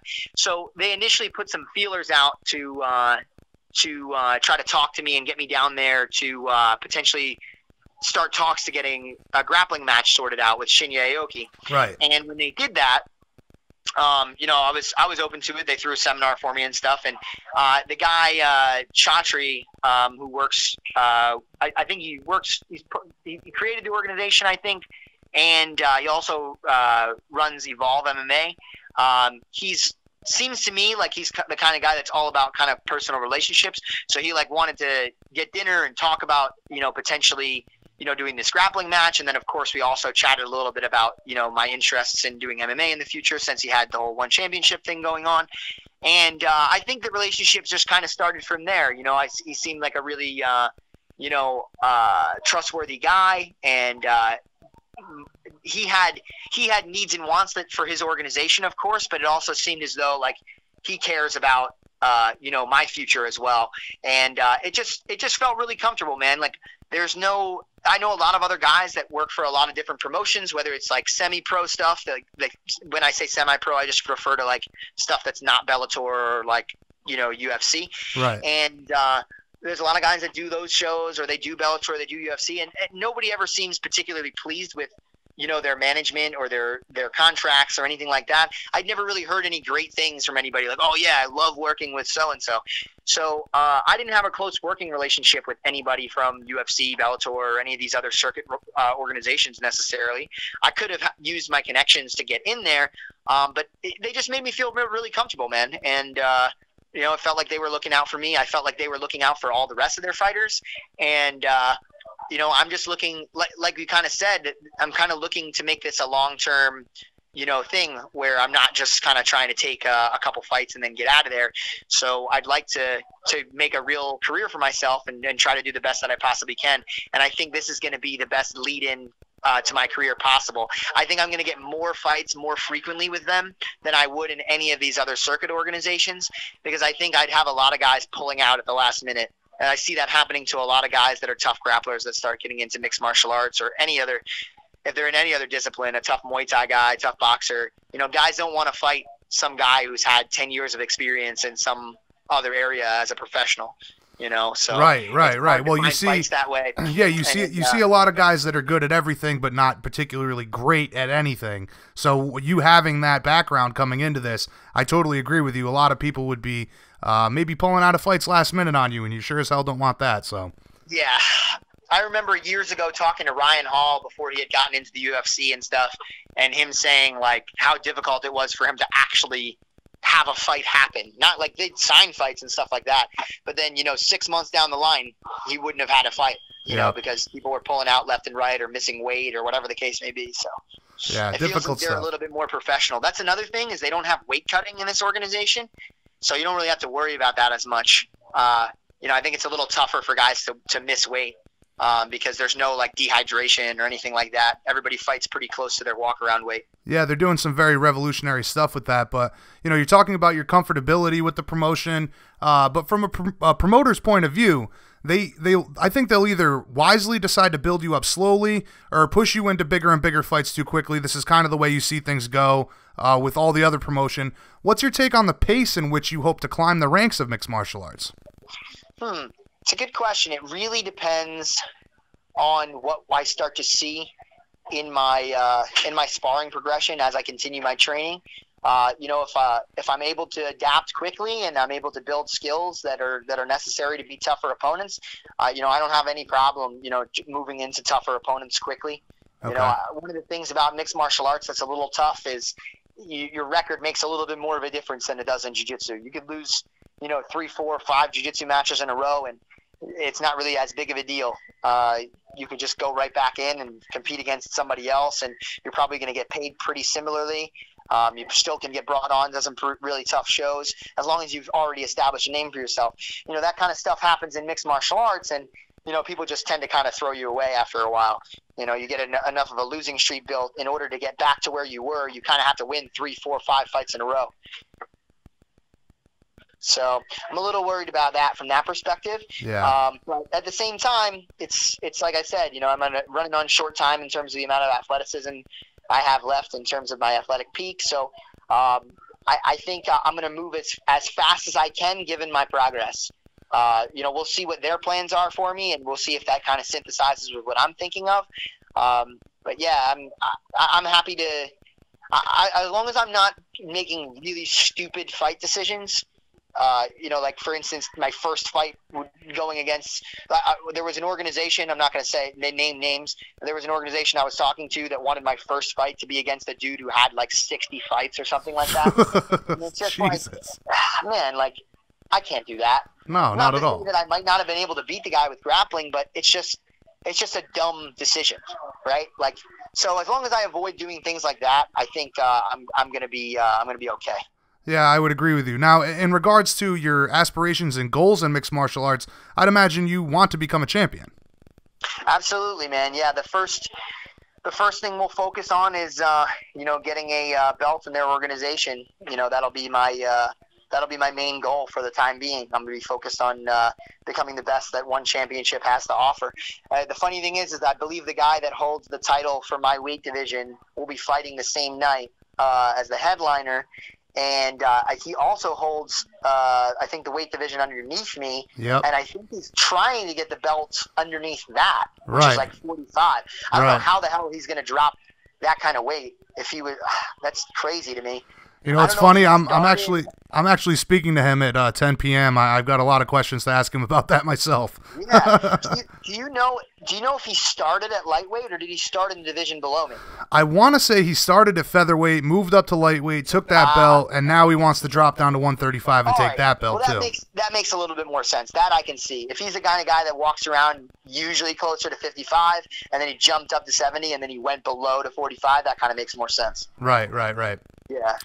That puts him in range where that's realistic. Otherwise, I was like, I don't know what the hell this guy's doing. He must just starve himself all day. Yeah, crazy stuff. I'm looking forward to getting his take on, how that's all going to work, defending the belts. Very ambitious, to say the least. But how were you doing on time? What do you mean? Sorry. I only have maybe 5-6 more questions here for you. Are you good on time? That's fine. You're good, man. Okay, no cool. problem. I'm good. I've finished teaching. Normally, I just kind of be coaching during roles. It's okay. They can kill each other without my supervision for tonight. All right, so changing gears here for a moment. Not every day do I get a chance to speak with one of the baddest grapplers in the world. So I wanted to ask you a couple things regarding the grappling arts.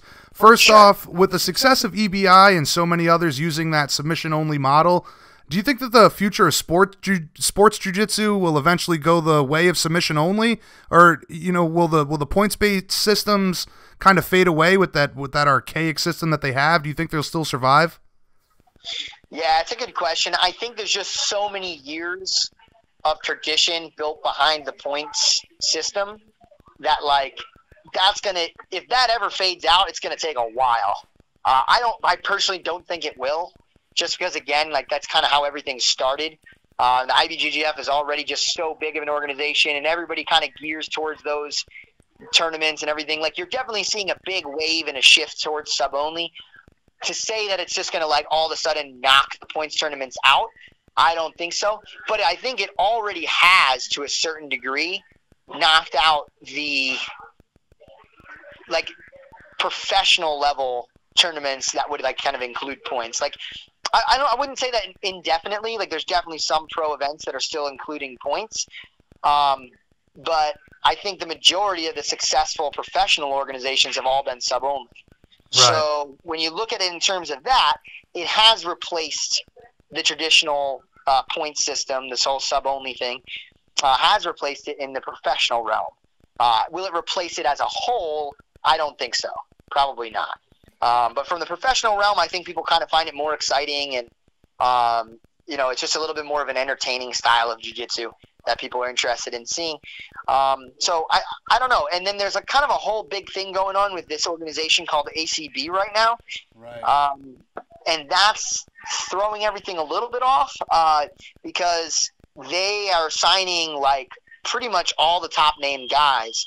So basically what it seems like to me, as long as they keep up what they're doing with their organization, they're going to be kind of the determining factor in what happens in the future of professional grappling, because they've signed so many of these top level guys that it's kind of hard for people to not want to watch anything but those guys. I'm sure the other organizations will still succeed, but it seems like the top of the top level guys are going to end up over there. Yeah, so it seems like they're getting a bit of a conglomerate or a monopoly on the market for grappling. They have a lot of money, and it's much more well funded than Metamoris and things used to be. Even when they were paying people a decent amount of money, it just wasn't as consistent. Now I think you kind of have a more consistent stream of revenue running into their organization. So I don't know, man. It's hard to say, because that's really starting to play a big role in who fights who and stuff like that now as their organization. So I can't really 100% project where that's going to go.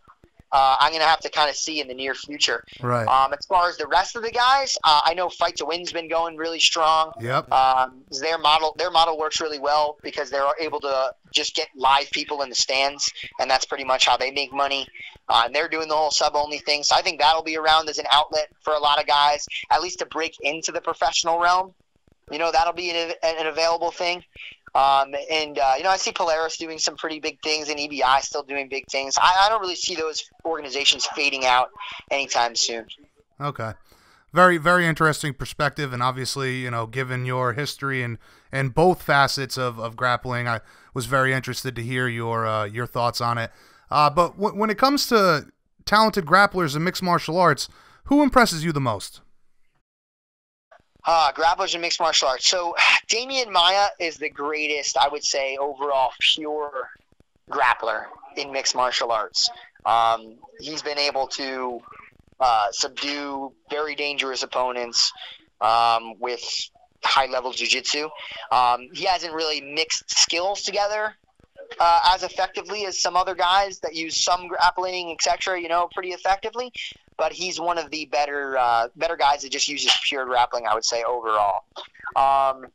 Obviously, Paul Harris has been like a big, motivation for the leg locks and everything like that, minus kind of some of the behavioral standpoints. Yeah. But he did something that Damian Maia didn't do, which is pretty much until recently, he's pretty much just submitting everybody. You know what I mean? Very quickly. That's a totally different style of grappling, which is more closely related to our style of grappling, where we're looking to do damage through submission, almost like a boxer uses punches to do damage, instead of kind of the Damian Maia is more of a control fighter. He has a system of control where he gets to the back, so he avoids damage, and then sometimes he gets the strangle, but a lot of times he just gets control over the guy, and he does throw some punches from the back, and just ends out the rounds that way and wins. And so it's a different strategy than a guy like Paul Harris had. So those are kind of the two different facets of pure grappling, I would say, that I like to look at. And then the third realm, I would say, that you have to kind of you can't really discount is grapple box, which is where they start incorporating powerful striking on the ground with control, where you're trying to pin people in different positions and throw powerful strikes.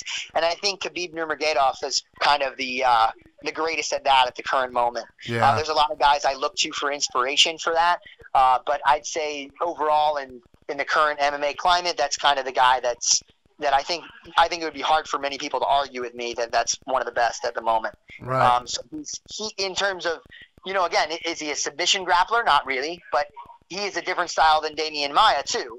He uses control, but he also, pummels people. Like, he does real damage. Yeah.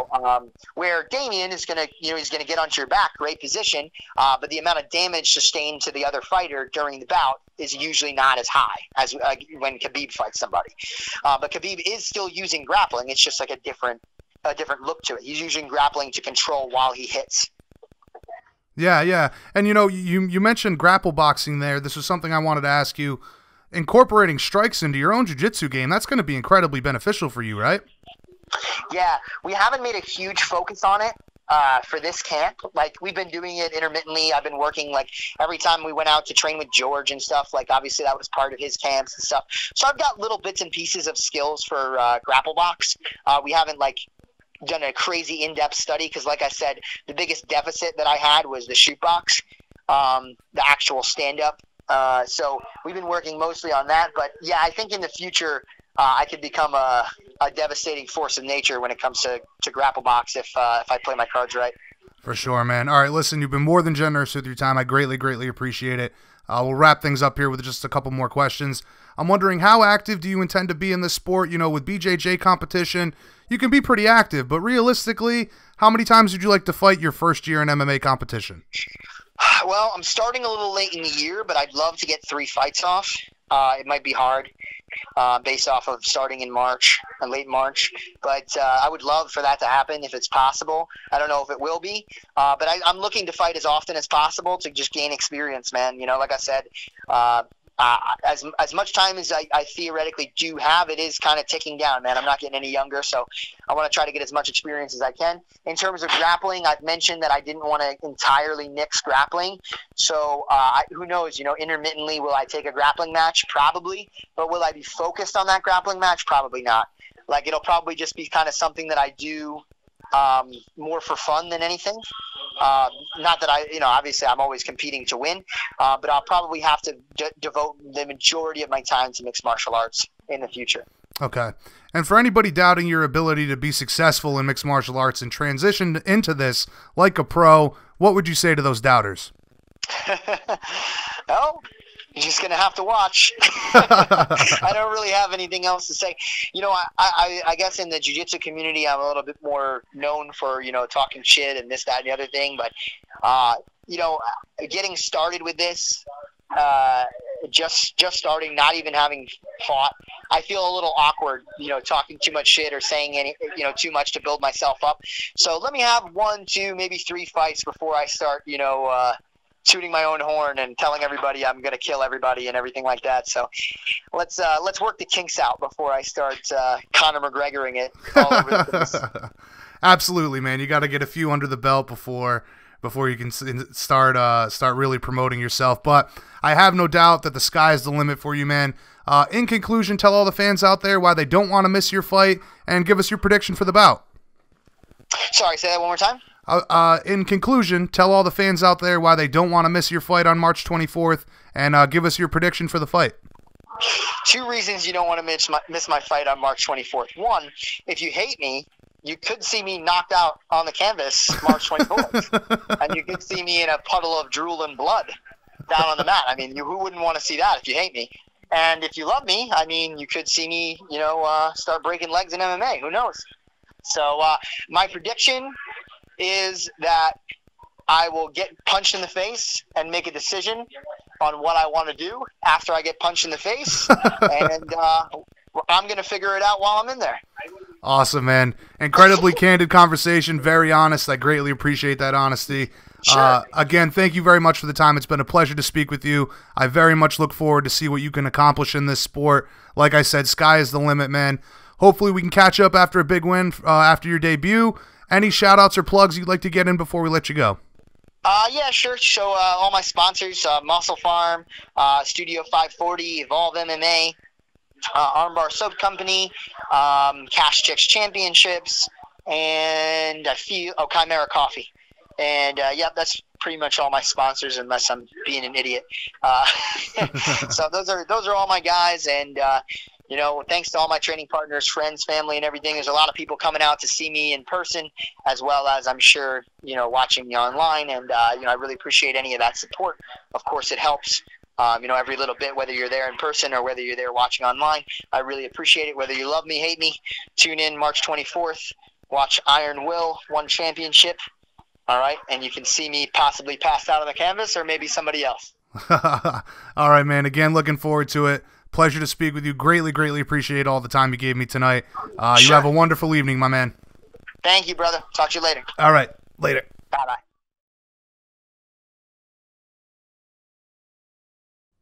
That dude is intelligent. Not only is that apparent when you're speaking to him and his accomplishments in the grappling world, but how he's gone about this transition into MMA, very intelligent move, very smart stuff from Gary Tonon. I could have spoke to the guy for another 45 minutes just about jiu-jitsu alone, but alas, we have to be conscious of time. So let's keep it moving. Coming up next, one of the headliners for One Iron Will this weekend, longtime MMA veteran and the promotion's bantamweight champ, Bibiano Fernandes. This is BJPenn.com Radio, the fighter's voice. Coming up next, Bibiano Fernandes.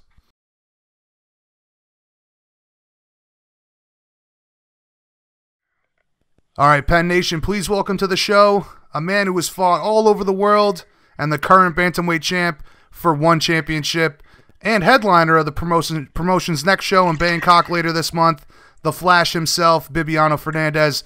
What's going on, Bibiano? Where are you calling us from today, man? Oh, not much. I'm good. I'm here with the family today. I have hard training in the morning in my Muay Thai training. Now I get some rest get rest for tomorrow, wrestling. Everything's good. I'm excited for my next fight. Thank you for having me in the show today. Always, it's nice. Yeah, well, again, we greatly appreciate your time, man. Obviously getting ready for this big fight on March 24th. How is your camp going so far? Well, my camp is doing great. You know what I mean? Awesome. I'm so excited for my next fight, and because I make some adjustment. I did some adjustment. I want to see how I go perform in my next fight. And I feel good. I feel excited. I feel strong. I'm ready to go. You know what I mean? But now I have to pace my time. I have to recover my body and make it right. I pick the right time, especially like in the fight time. I want to pick exactly like that. Right. Now, are you working with Matt Hume for this camp? I did. I went to go there a little bit. I stayed there for a couple of weeks with Matt, the GJ. GJ hurt his shoulder. He don't can help me a lot there. But I have another boy there named Caceres. This guy pushed me so hard there. And later I come back to Canada and I finish my camp here. But yeah, you know why? For this fight is good. I go see Aras. Yeah, I stay with Matt for a couple of weeks down there. Cool. So it sounds like you did get a chance to work with Demetrious a little bit while preparing for this one. Do you know why? Because he's injured right now, right? He's holding his shoulder now. He can train him. I believe he maybe he gonna be getting training in 3 weeks more. Maybe he could be getting training in 3 weeks for now. Maybe I don't know when he come back to training. But they come in there, help me, support me, and say, okay, that's what I have to do. Be careful to this. That's. We talk a lot before my fight. Like before, he helped me a lot. He gave a lot of advice, and he see the way he see in the fight. You know what I mean? But inside the cage, always change. Inside there, everything changed. But he really helped me. He there. Very good. Very good. So Martin is dropping down another weight class and looking for a third title. Very ambitious from him, if I say so myself. However, I know you plan on sending him packing back up in weight. Give us your thoughts on this matchup and Martin as an opponent. You know why the beginning, I respect what he did. Like, I respect everything he did. Like, what he compliments himself, like being champion. I respect that. But he won't come down fight me, right? And when the charter, the owner for the one championship, he called me. Say, okay, Bibiano, what do you think about this fight? He come for you now. And I say for you, okay, that's great. You know what I mean? I know because we're happy. I already beat everybody the weight class. I don't want to. I say I prefer to fight a new guy. When he say fight Matthew Young, I say yes for sure. I want to fight him. And now I say okay, listen, he go coming down. He had to make the weight. That's the only thing. And I believe he can make the weight with no like I say he can make the weight, but he go try hydration himself, and he have to hydration himself to make the weight. And I said, what happened if he don't make? He said, I don't know. I was gonna figure out something like that. But he said, no, he can make the weight. He said, he 100% can make the weight. He said, okay, if you can make the weight, no problem. I fight here. And I fight a lot of tough guys in my life. I did it. I fight Joaquim Hansen. When I compare it here, when I watch it here, and I think about Joaquim Hansen, I fight Takaya, I fight Tafi Yamamoto Kito, I fight John Lurie, I fight, Jordan Faber, I fight so many good guys. When I watch that, when I push myself back and I watch that guy, I say for sure I want to fight that guy. That's perfect fight. That's perfect fight for me right now. This moment for my life. I need this guy. I want to fight that guy, and I accept that fight.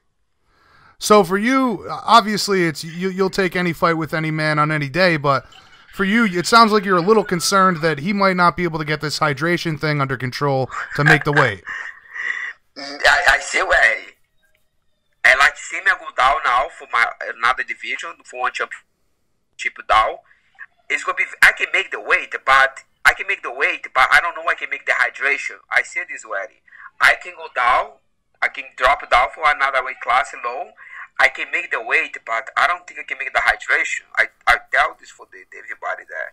But people say, no, he can make. I say, okay, if he can make it, great. You know what I mean? I fight it here. Right. Right. Now, well, I commend Martin for attempting a historic feat in doing this. You know, I also wonder what he's putting his body through by changing weight like this. What's your take on that? And have you considered this multiple weight champ pursuit yourself? Like, is it a possibility for Martin to move up and down with these titles? Is that something that you think is realistic for him? Like, okay, let me ask again. Ask that question again, slower, please. Yeah, do you think it's realistic for Martin to think that he's going to be able to move between 3 weight classes and defend all these titles? Okay, the thing is, I always go for the papers. For me, I'm very good at it. When you think about this guy, I think about the numbers. I always think about the numbers first. Later, I think about, okay, this guy. I don't know you with me or not, but I go try to explain this for you. When he beat that guy, Cafaró, I've watched the fight, good. Cafaró get tired, Cafaró is bigger, he lose more weight for fight the 155 weight class. He catch Cafaró get lazy, he knock out Cafaró. Right. I watched the fight. Now I think about the second fight up down there. He fight Eduardo Fly. I think that's the name for the guy. Yeah. He fight the Filipino guy. But let's go push this very quickly here. And later go answer your question. He fight a guy. This guy, he have 7 TKO. The guy lost it 7 times with TKO. Like TKO. And his growl is not very good growl. When you watch the fight, this guy drop Martin Young, drop TKO Edward Fly. But why? Because this guy will have 7 TKO. He's still not good anymore there. Yeah. Any punch can drop here. My friend, now this guy come fight me. Right now in my weight class, he fight me. I feel strong. I feel energetical. I improve every time I jump in the cage. Every time I go inside the cage, I improve something. And he come fight me. When I watch his fight, he's good. But I face guys better for him. So really, I go tell something, another thing I will tell you. He can beat me. I don't say this is impossible, but trust me, I will give you hell for that guy. So it sounds to me like while you respect what he's doing, you think he's bit off way more than he can chew with taking this fight against you. Sorry again? It sounds to me like while you respect what he's doing with coming down another weight class, you think that he's bit off way more than he can chew taking a fight against you. Yeah, I think so. Okay. Now, do you think the promotion is wise to have a guy tie up 3 divisions? He's Asia, right? It's the promotion. The promotion in Asia for sure. Promotion some Asia guy win, and for sure if he wins, good for the business there. You Right. know what I mean? He's young. He's good for the business. Now I was talking about business. You know what I mean? Like for you win, it's good for the promotion. It's good for you. If you have 3 belts, that will be first time in some organization somebody have 3 belts. You know what I mean? It's some business for the business. I think it's good for the promotion. You know what I mean? But for Bibiano, I don't care about the I don't care about the business. I want to care about fight that guy. Right. He think he go think he can get me. I go give a hard time for that guy. That's for sure. Yeah. Now, you're a guy who's fought internationally for years and years. You've competed against the who's who outside of the UFC, even guys that are in the UFC and have been very successful. Given that you're 37 years old now and are already accomplished so much, what keeps you going, man? What else do you want to accomplish in this sport? In this sport, I already did it. I did already. But I have one vision. I have a goal. I'm not there yet. You know what I mean? And I don't finish my goal yet. I have to keep it going a little bit more, but soon I will stop. Maybe this fight, maybe next fight, but I come in the business for understand the MMA business. Not business, but understand the fight, the mind, the distance, the movement, the style for fighting. Like I can understand everything. The Western style, the main style of fighting. I need to understand that. From now, I can be complete MMA fighter. That's what I want. That's my goal I have in my life. I want to be understandable. Like when I watch the fight, when I want to speak about strike, I want about distance. I want about the movement. I want because today MMA change a lot. And I need to understand that. If I want to open school one day, I need to teach my students. Or I want to teach self-discipline and self-defense for people. But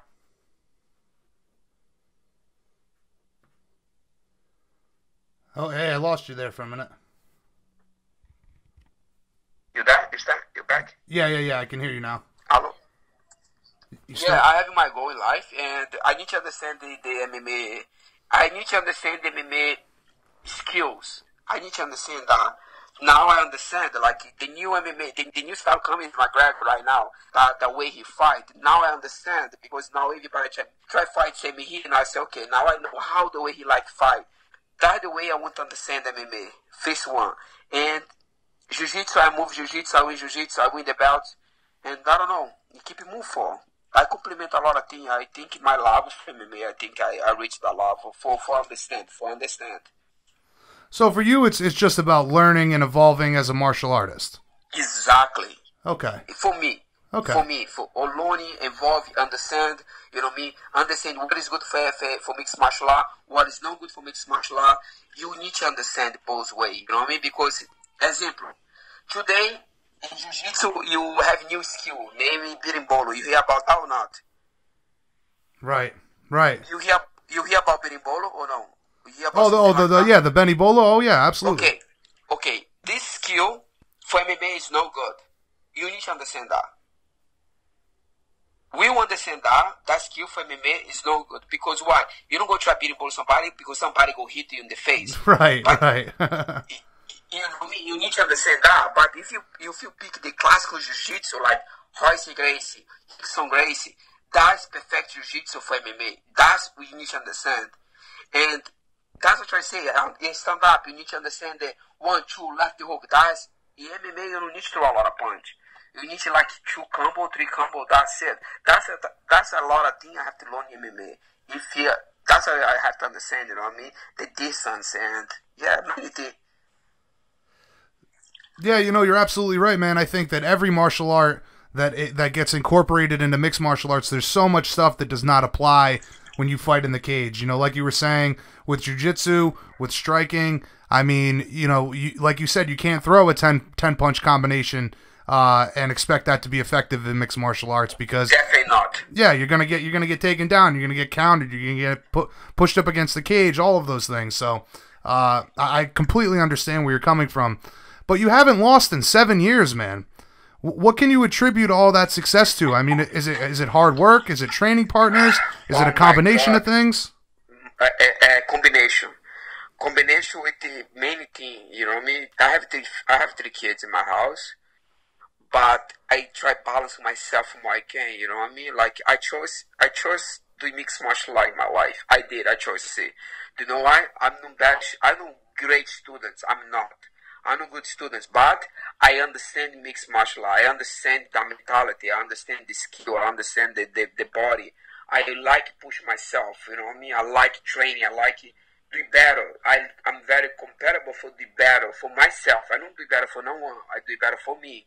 You know what I mean? And that making me feel, you know what, I can do better. How? And now I ask myself, how I can do better? How I can evolve? And now I tape my training. Every time I'm training, I tape my training. And later I go watch my training and say, okay, maybe I can fix it here. Next time I go training, I can fix something in the training. Like that's I keep involved. That's inspiring me. Like that's I try to reach the next level. Maybe already next level, I don't know, you know what I mean? But I try to understand that. Right. Now, how much longer would you like to compete? I mean, do you plan to finish your career with one?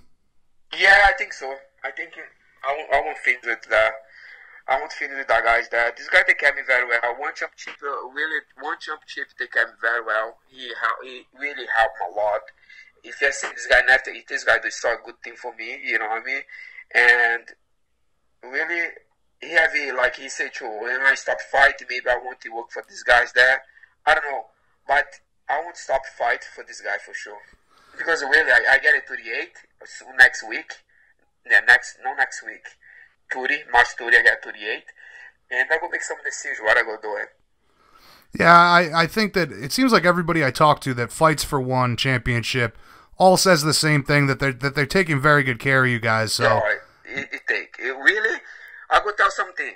That's why if somebody want to fight in Asia right now, one guy who listen me will speak Bibiano speaking. You want to fight in Asia? First one he go test you. SME, any corporation, any corporation, anything. UFC, Bellator, people go test you. Example, now you come and fight for these guys. You go fight 1, 2, 3. Okay, maybe 3, okay, renew contract. 3 fight, 4 fight, maybe renew contract. Now you have a new contract. Now you have to fight again for 4 times more. In this 4th time, 3 fight more, depending on contract is. If you prove yourself, now you're in a good position. Same every corporation.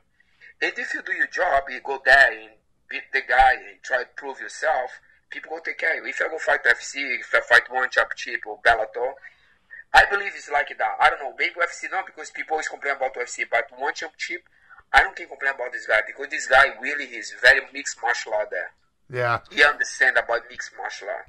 Right. That's one thing that I hear a lot from guys too, is that they're not so worried about losing their jobs, you know, at the end of a fight. They go out there, they fight their hearts out, they put it all on the line, and at the end of the day, if they lose, they lose, but they're not worried about having to find a new job after that loss. So it seems like there's... You know what? You are 100% right. Very nice you said about that. Very good to say something. Very nice. I'm going to say something for you too. One time, Sasahara is the dream and pride promotion, the time that I was there, and people losing the fight. People lose there. And Sasahara is the height in the dream pride is always there. And he said something. That's Asian mentality. That's very good you say that. Because he said like that. You know why? Sometimes I was win, sometimes I was lose. But the thing is, the guy say, was keep it move for, or keep it move. That he say. And that day I say, wow, I have a lot of respect for the way the people think in Asia, you know what I mean? And that's it. Same say true. People don't have to worry, okay, my God, I don't have more job anymore. All days, you know what I mean? I don't have to. If you have good contract, you have good contract. The people will still pay you if you deserve it too. Right. And that's one thing that I've always missed about Pride, and it's nice to see that it's happening in one championship, is that you know, the people that go to those shows respect you guys, and they understand that there has to be a winner and a loser, and as long as you go out there and fight your heart out, they love you both for what you've done. So I agree with you, man. That's very refreshing to see, and I wish more organizations would act like that. But, you know, speaking of which, I think an incredible super fight to make for you moving forward would be you against Kyoji Horiguchi. I know that there's some promotional hurdles that would have to be jumped through for that, but is that a fight that would interest you? Yeah, if he's there, my friend, the thing is I will chase it. If he's there, same day, one championship come for me, they try to come for me, say, Bibiano, this guy here for you. You want to fight that guy? I say, yes. But I don't go chase nobody. I go keep it going. I have my vision. Same I say, I have my defend my belt. I mean, if he come in my way, if I have fight here, for sure I will fight here. Right, right. You've done too much. You've accomplished too much, and there's no need for you to go chasing fights at this point. Same I say, if I have to fight somebody, he's there for me. I'll be there for him. You know what I mean? Right. He's over here. I had to fight him. So what do you think about that? I say, yes, let's do it. You know what I mean? Same I say, and he's new guy. Right, right. Now, speaking of super fights, everyone has been waiting for the announcement of Mighty Mouse versus TJ Dillashaw, hoping that becomes official. However, it seems like negotiations have kind of stalled out on that. But being that you're so close with Demetrious, do you think that fight's actually going to happen? And how do you think that it's going to play out? I wish I could give some news for you, but really, I don't know. You know what I mean? Maybe yes, maybe not. You know what I mean? Because it's now, I don't know if he gonna fight because now he's injured. You know what I mean? He hurt his shoulder. I don't know how long he gonna take off. Like he can train at least for 3 more weeks. You know what I mean? Right. But I hope this fight to happen because I believe DJ is pretty tough kid. You know what I mean? And if DJ Dillashaw coming down fight Demetrious Johnson, it's gonna be very hard for him. And I think DJ can be much better in that one, the flyweight. Right, right. Now, listen, man, you've been more than generous with your time. I just got a couple more questions here for you. For sure, go for my friend. I'm here doing my job. At least you're a good man. I'm here for. I appreciate it, brother.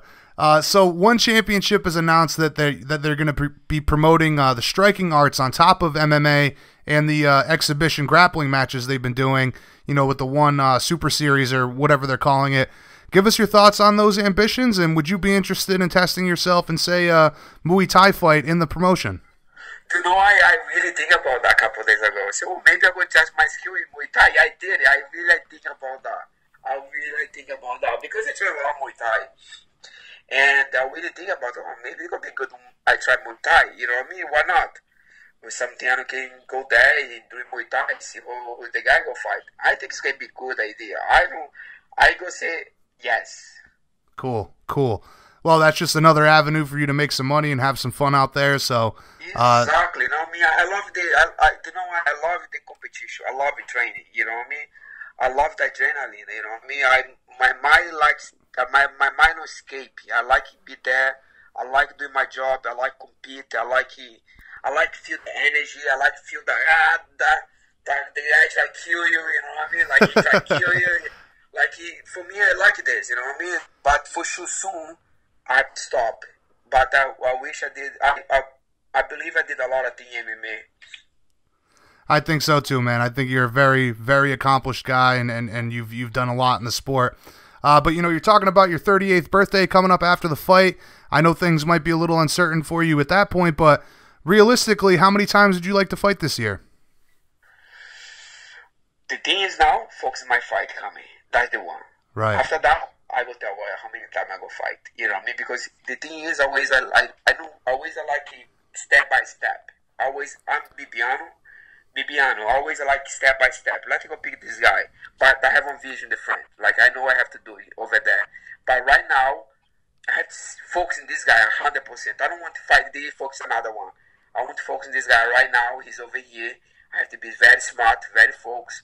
Every focus I can. If I don't think another fight already, I don't want to think like that right now. I want to think, okay, let's see what this guy has for me right now. Let's see what's going to be after this fight. But right now, I have to focus on my guy. Okay, fair enough, man. And in conclusion, tell all the fans out there what they can expect on Fight Night on March 24th. How do you visualize the fight playing out, and why does everybody need to make sure that they tune in? You know why? Same I always do. I always go there fight to win. Always a fight to win. All for finish or for ticket. Always I want to push the fight, but you know what? A lot of time my guys try to move a lot. I try to chase. You know what I mean? I don't know how this guy will try to play with me. Maybe he will try running, try to take with the right hand, or I don't know how he will try to fight. But for me, I like to move forward. I like to compete. I like to feel the energy. I like to go and try and see what the guy have. For me, I always look for TKO or I look for finish. That's the way I fight. I fight to win. All right, man. Fair enough. I think that's a good answer. And like I said, you've accomplished a ton in this sport, so that's all anybody could ask for. Thank you so much for the time tonight, Bibiano. It's been an absolute pleasure to speak with you, and I hope we can catch up again soon after a big win. Any shout-outs or plugs you'd like to get in before we let you go? No, I said thank you for everybody. Thank you for having me tonight. And that's it for now. You know what I mean? Like for now, I have to be careful to my body, healing my body, and make my machine get ready for my fight. And thank you one more time for having me. That's it. All right, man. Again, we appreciate you coming on. Thanks for waiting up for us. I know I was delayed a little bit, but again, I hope we can catch up again soon. You have a wonderful evening, man. Don't worry, my friend. You take care. Thank you. Bye-bye. All right. Later, bud. My apologies, guys, about the end of the conversation there when his audio level cut in more than half. I had space run out on my recording device, but whatever. Anyway, Bibiano is a guy who has done it all and then some in this game. Trains with the pound-for-pound greatest in Mighty Mouse. Still remains humble as anyone in this business. Great guy. Great conversation. Make sure you guys check out this fight on Saturday. I'm your host, Jay Kinch. This is BJPenn.com Radio, the fighter's voice. Let's keep it moving. Next up, the man looking to take Bibiano's title, the lightweight and featherweight champ under the one banner, Martin Nguyen.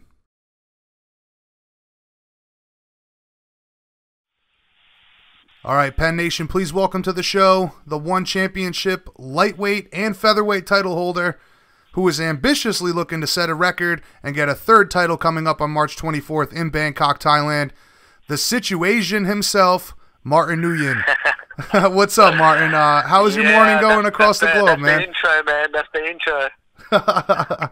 How's your morning going across the globe in Australia, brother? Yeah, it's good, man. It's nice and hot over here. You know, everything's going to plan. Feeling sharper than ever. Can't wait till next week, man, to show the world what I've got, you know. Now you're looking to make history next week against Bibiano Fernandes, capture that third title. How is your camp going so far? You know, I've had a lot more time to prepare for this fight. I went back-to-back with the fight camps in my last 2 previous fights. I thought I'd give myself a bit of a break. We were meant to do this fight early February, but I asked for it to be late March, you know. So preparation for this fight camp has been, you know, tremendous. This is the best I've ever felt. And I feel that this might possibly be my natural weight class from getting down to this weight, you know. My cardio has picked up. My strength is still here. My speed is just picked up as well. So all the stars are slowly aligning.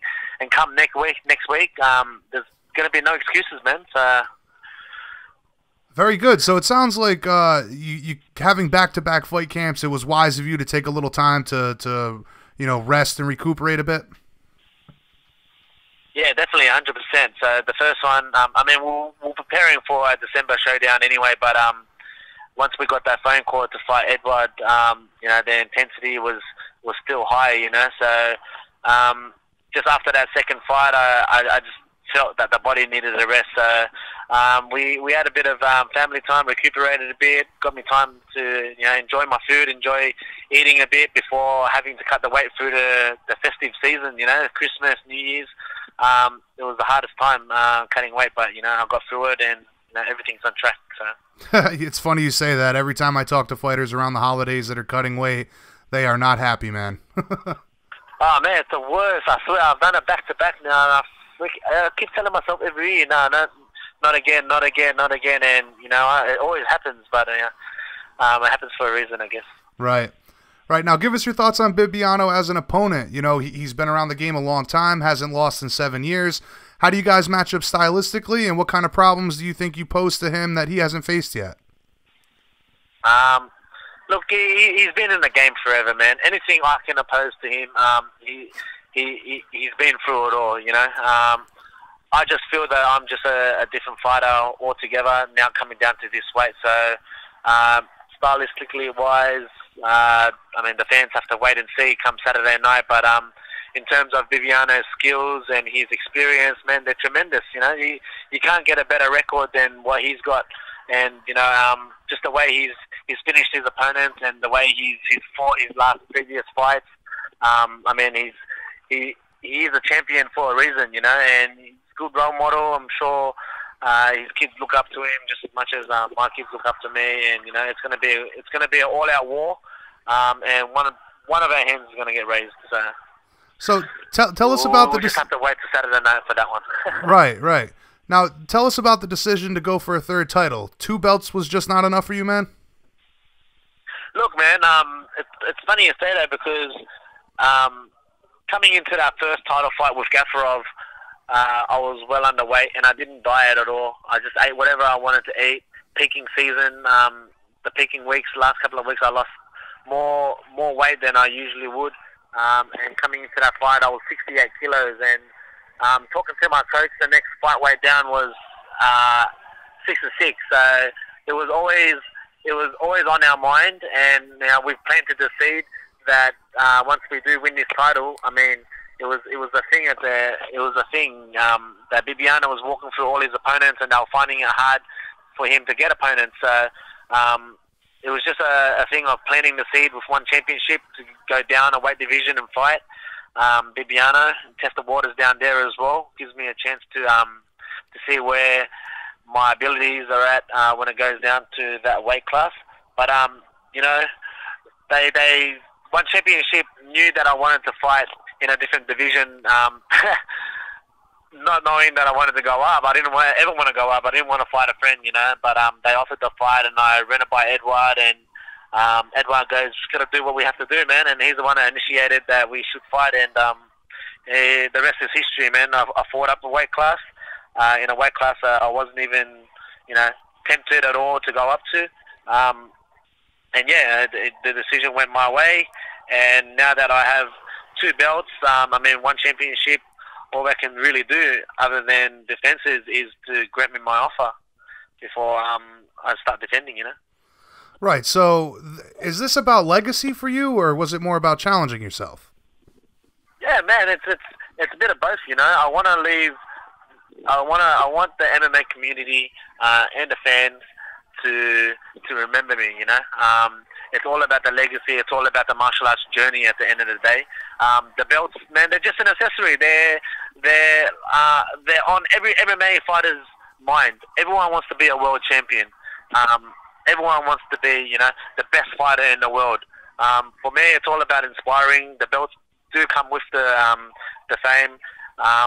But you know what? I've already accomplished more than what I could ever possibly imagine. I just thought, you know, at least get one belt and I'll be happy, you know. I've got the belts now. It's just all about fighting the best in the world for me, and, you know, leaving a legacy behind, you know, so everyone can remember. Right. Now, given how young you are, you know, most fighters aren't this ambitious at your age. You know, I think that most feel like the 30s, beginning to mid-30s is when you really hit your prime. What else can you possibly accomplish if you win this third title? I don't know, man. I haven't thought that far. I just plan my year as I go, man. I plan on winning this fight. I plan on defending it straight away and defending both my other titles as well. But yeah, in terms of what else can I go for me, you can only expect me to defend my titles and, you know, be a better fighter every time. You know, I feel like I've just scratched the surface of becoming a better martial artist. Right. Now, a question that immediately comes to mind for me is the weight cut. So it sounds like you're comfortable dropping to 135, but 155 was never really in the cards for you as far as that was something you were going to do? No, well, I mean, with One Championship's weigh-in rules, I mean, going into that fight with Edward at for the lightweight title, I mean, the weigh-in cutoff was 77.1. I was 71 kilos fight day. I was way under, and I felt that Edward was a much bigger guy. At minimum, he would have had about 7 kilos on top of me. So it was all about instinct, all about technique and skill and speed in that fight. But yeah, in terms of going up, it was never on my mind. As I said, going down, it was always on my mind. You know, so I was always underweight, fighting at featherweight. With One Championship rules, it's at 70.3. So I was always underweight with that weight class. So fighting now at bantamweight cutoff, I feel that this is going to be most probably the best Martin Nguyen you'll ever see. So, in regards to the plans for these 3 titles, I know it sounds to me like, you know, the 155 was never really something that you were going to pursue, but it happened, and now you have that title. Now, if you get this third title, are you going to be able to defend them all simultaneously? Is that going to be difficult for you to do? That's the plan, man. That's the plan for this year. That's the one. That's the accomplishment that I've set for myself, and that's the accomplishments that I want to achieve. So, as I said, I plan on winning this fight, as every fighter would, and I plan on defending it straight away now that my weight is around the same weight, and then I'll start moving up as the year ends. So, by the end of the year, I want to be the best I can be near the 155 mark, and, you know, defend the titles. Wow, incredibly ambitious, and man, what a story you would have if you can pull this thing off, man. I mean, you've already done a hell of a lot with what you've done so far, but honestly, man, I mean, everybody in the MMA community would be looking at you saying, well, that's the guy, I got to try to accomplish that. And so young as well, very incredible stuff. But a lot of promoters would be weary of letting a guy, you know, one guy tie up 3 divisions. This is going to be a crazy schedule for you, man. Are you comfortable with that? And what concerns do you have about moving up and down in weight so much? Well, this is, I mean, in terms of tying up the division, it's not really tying up the division. If anything, I should be motivating other fighters to be stepping up their fight game, finishing their fights, you know, drastically and dramatically, you know, just to get that title shot. I feel that title shots are given way too easy these days, and, you know, guys that are coming in to a promotion with that are on like a 1-2 fight winning streak are calling for, you know, a title shot. You know, me having these belts, it should actually motivate other fighters to step up their game, to take out every other fighter in their division to earn their position. I mean, this is where I got my positions. You know, I fought my way all the way up and won these titles, and, you know, I planted seeds, and where one championship want to take it from here, I mean, it's totally up to them. But you know, for me personally, I've set goals, and I plan on achieving them, whether it's going to be in any division. I tend to fight 3 to 4 times a year. I tend to stay busy as I can while I'm in this fight game, so we'll see what happens. Well, that's a very interesting take, and I think I would agree with you, man. You know, people just 1 or 2 fights already calling for a title shot. Why don't you clean out the division first? And you holding these titles, I mean, that affords them the opportunities to actually do that and earn that title shot. So I would agree with you there. Correct, yeah. That's an interesting perspective to 100%. have on it. Now, I know your dream is to compete in Vietnam. Has there been any headway on that? I mean, I'd imagine after becoming a 3-division champ, one championship is going to have to showcase you in that country. Well, yeah, the Vietnamese community, they're slowly picking up on who I am. Obviously, I wasn't born there, and I don't live there, so it's very hard to market me in that position. But people do know of me. They're starting to pick up who I am. So look, one championship, they're doing all they can to get the promotion into Vietnam and set up a big showdown. But only time will tell. We're just gonna have to wait and see what happens. And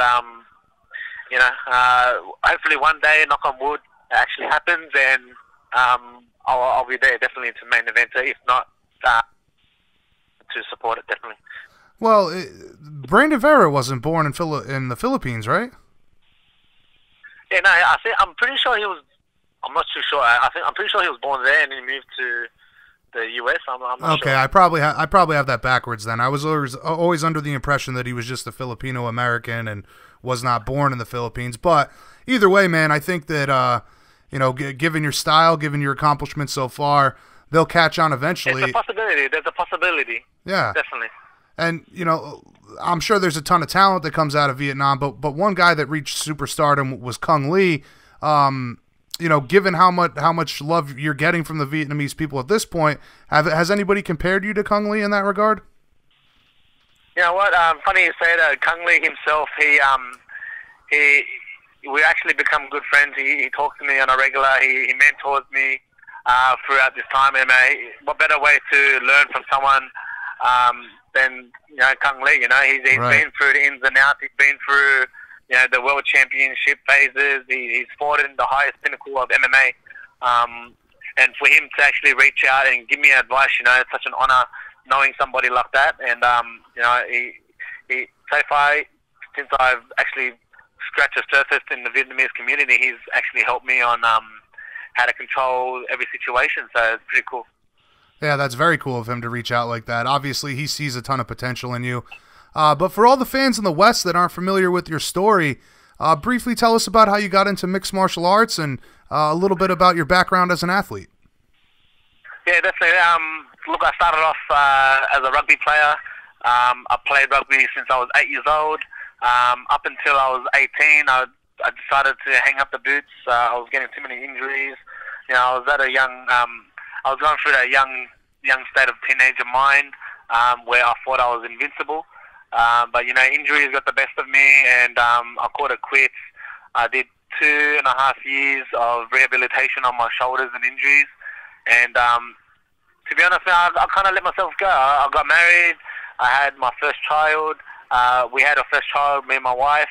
I went from being roughly 155, 70 kilos, to 86 kilos walking weight, and I was overweight, And one day I was just hanging out with friends at the front of my house, and UFC was getting big at the time, and jiu-jitsu was a thing, wrestling was a thing, kickboxing was a thing, and I always thought, because coming from the rugby background, we always had that wrestling. I wanted to try out Brazilian jiu-jitsu, and my friend at the time he offered that we should go and do a trial class of where he trains, and that's where I train at the moment. So came a top team in Liverpool.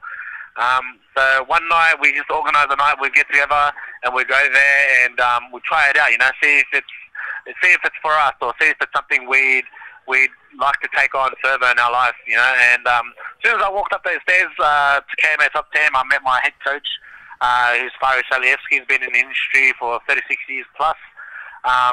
welcomed us with open arms, and you know what? From that day of the first training session to even today, I mean, I fell in love with the sport, and you know, I wouldn't look back twice. You know.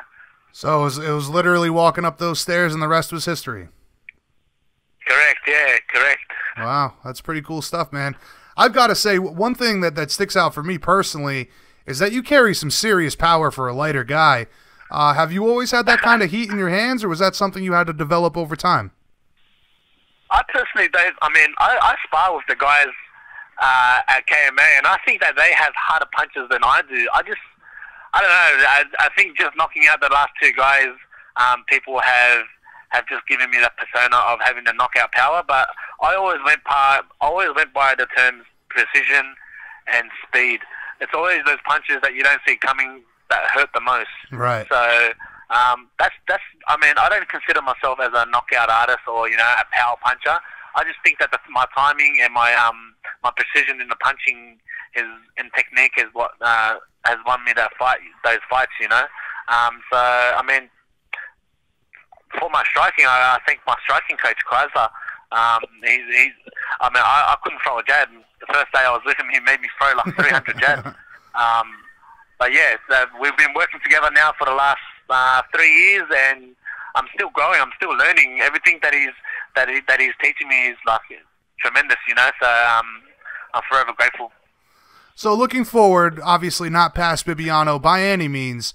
It sounds to me like your plan so far after this fight in Bangkok, you want to defend the 135-pound belt first and then move up in weight gradually throughout the year.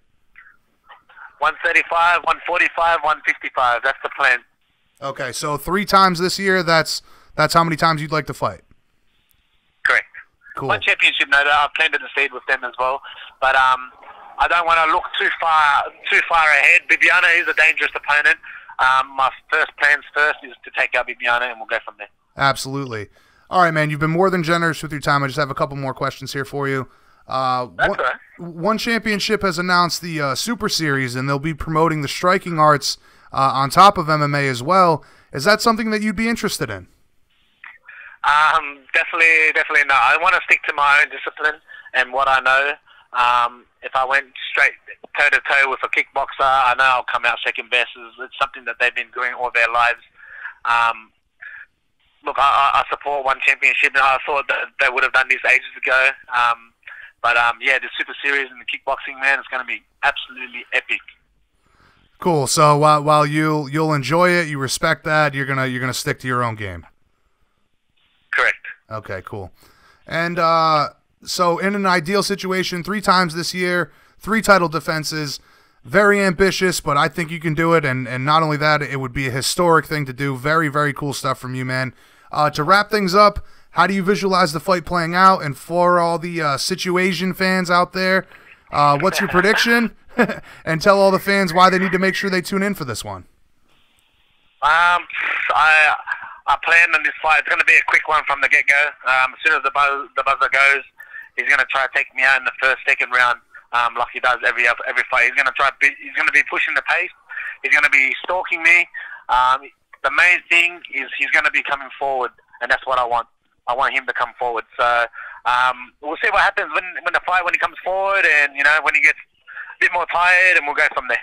But we have our game plans. We've got our movements. We've got our our tricks up our sleeves. So come Saturday night, this whole 8-week intense fight camp will only play out on that one night. So everyone's going to have to sit down and wait and see. 24th of March, Bangkok, Impact Arena. Be awake, be aware. Everyone's going to be watching this fight, not only in Asia but around the world. For sure, I'll be tuning in, and I know many others that will be, and like you said, all of Asia will be as well. Very cool stuff, man. Greatly appreciate your time tonight, Martin. It's been a pleasure to speak with you. Very much look forward for what the future holds in store for you. Hopefully we can catch up again soon after a big win. Any shout-outs or plugs you'd like to get in before we let you go? Yeah, I just want to shout out to the guys that have been supporting me since day one. So KMA Top Team, my head coach, Barry Salievsky, my striking coach, Krasda, Bad Boy, Saigon Sports Club, Tree and Chris there. You guys have been freaking awesome. Fighters Against Child Abuse Australia and Century MMA, and my management company, 6 Degrees. Thank you guys so much for that. You guys, all this wouldn't have been possible. All right, man. Again, greatly appreciated. Looking forward to the fight. And you have a wonderful morning over there in Australia. Hope we can have another great conversation in the near future, man. Thanks, brother. Speak soon. All right. Later. Thank you. For those of you who aren't familiar with Martin, go check him out, guys. Watch his old fights. Witness the road and the journey he's gone down to get where he is today. He's definitely fun to watch. He's full of talent. One has done a great job promoting him, as they've done everybody in these Asian markets. They really have that on lock. There is no debate. They put on tremendous shows with tremendous talent. Make sure you guys tune in this Saturday. One Championship, Iron Will, in Bangkok, Thailand. It's going to be an amazing card. But again, let's keep going. Our final guest of the evening, guest number 7, fighting Yushin Okami in Glendale, Arizona on April 14th, UFC on Fox 29. Coming up next, this is the Fighter's Voice, BJPenn.com radio. I'm your host, Jay Kinch. Coming up next, guys, Dhiego Lima.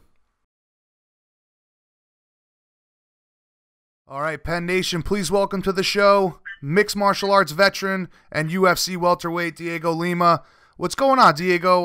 How has your training sessions been so far today, my man? What's going on, boss? Doing great, man. Training's going amazing. I'm down to, training once a day now until the fight, and, I'm in great shape already, peaking at the right time, and I can't wait to put on the show. Very good, man. Very good. So you're getting ready for this fight in Glendale, Arizona, at UFC on Fox 29 against Yushin Okami. How has preparation been for this fight so far? Man, it's been one of the best ever, I've been preparing actually for a long time. I had to prepare my brother for Rory McDonald, so I was pretty much in camp with him. And then after that, our coach Juan Carnero, he fought in Dubai, so I had to prepare him after that. So, man, I've been in shape, man. It's been a long road, so I've been in shape and I've been training for a long time. And then it got a lot better, watching those guys, helping those guys out, and now it's my turn. I can't wait. Very cool. So you mentioned a couple things there. I wanted to get to in a bit, but first off, big opportunity for you with Yushin Okami, longtime veteran, title challenger in the UFC. On top of that, he's a relatively household name for real MMA fans. First off, give us your thoughts on Yushin as an opponent, and how do you guys match up stylistically? Man, the guy in front of me, I'm not going to respect him once he gets in that cage, man. I don't care what he's done, Once he gets in there, that's all out the window, I do respect him as a person, He's done so much in the sport, fought for a title before, He's fought the names of the names. But for me, man, he's just going to be another guy standing in front of me, I respect him after the fight, but, I can't fall into that trap, man. I'm going to show him no respect. I'm going to get right on his face, man, and I'm going to look to take his head off. Absolutely. And, secondly, I get what you're saying about, you can't really respect your opponent once you get in there. But at the end of the day, in regards to his name recognition, you must have been pretty excited when the UFC offered you this bout. Man, I was very excited. It's a great opportunity for me, man, because beating this guy, man, especially if I finish this guy, man, it really puts me like in the top 30. I really believe top 20, because he just fought at 205. And, man, I was really excited, man. I turned down a few short notice fights for this fight, because they said it was supposed to happen actually in January, and they're like, no, he's not going to be ready until April. And then they offered me another fight, but it was short notice, and I was like, no, I'll just wait for it, because such a bigger name, and I'm not going to throw myself out there in a short notice coming off a loss, So everything worked out, man, and we're finally getting to it. It's been a long time waiting for me, and, I'm more than prepared. Yeah, absolutely. You mentioned the long time there. That's something I wanted to talk to you about as well, but care to share with us who they offered you on short notice? Short notice, it was Alex Morano. He was for that fight in Austin, Texas, I think his hometown. Right. No. Actually, it was the Charlotte card. Okay. The one in Charlotte. I told him, I was like, man, I can't take that. They offered me in 2 weeks, and I offered to take him in Austin, but they had given it to somebody else already. So I was like, life goes on, Yeah, not only does life go on, but I totally agree with you, man, that it's like you got a name like Yushin Okami, you kind of got to take that fight, keep that fight intact. So I don't blame you there at all, man. But exactly, man, and that just shows how much I've grown in the sport. You know, back in the days, man, my first time in the UFC, I would have taken that in a heartbeat. You know, but nowadays, man, you can't. I've grown a lot into the sport. You know, you can't make stupid decisions like that anymore, and you know that's going to be the difference for me going on moving forward, man. And I'm really excited about that. well, all we do is grow and learn every day, man, and evolve as human beings, and for you, a martial artist, so completely understandable. But he's coming off this loss to a Vince St. Preux. You mentioned the weight classes there. You know, he's gone up, he's come back down, and he's decided to compete at welterweight again. It's a big cut for him. He's a pretty big guy. Are you expecting this weight cut to affect him at all? You know, I truly believe it, man, because I watched a lot of videos on him, and his fights at 170, man, it's just not the same as 185 and 205, man. It's just not, man. I don't know if he's got that weight down. I don't know if he asked for more time to just work on that weight. You know, I'm not really sure, but definitely his fights at 170, he's not the same person he fights when he fights at 185 or even 205. So we'll see. You know, I'm expecting the best of him. You know, I'm not going to underestimate that or anything, but you know, I'm working on things to make it affect him, you know. So I'm excited for that, you know, and we'll see. Yeah, I agree with you. You can't underestimate the guy in any fashion, but it's so crazy to go from 205 to 170, and then he competed at 185 for the majority of his career. Do you think he's kind of getting desperate to stay relevant, or do you think he has a better opportunity to fight for a title at 170? Man, I have no idea. Right. I have no idea, man. I don't know what he's thinking in his head. You know, I have no clue to tell you the truth. True. All right, so moving on from there, you know, speaking of his last performance, coming off the loss to Vince St. Preux, I know that you spoke about this before in depth, but tell us about the frustrations of the Jesse Taylor fight and him failing that drug test. You know, he's maintained his innocence all along. I'm wondering, do you believe him? Has the fight been overturned? Has there been any talk of the fight being overturned?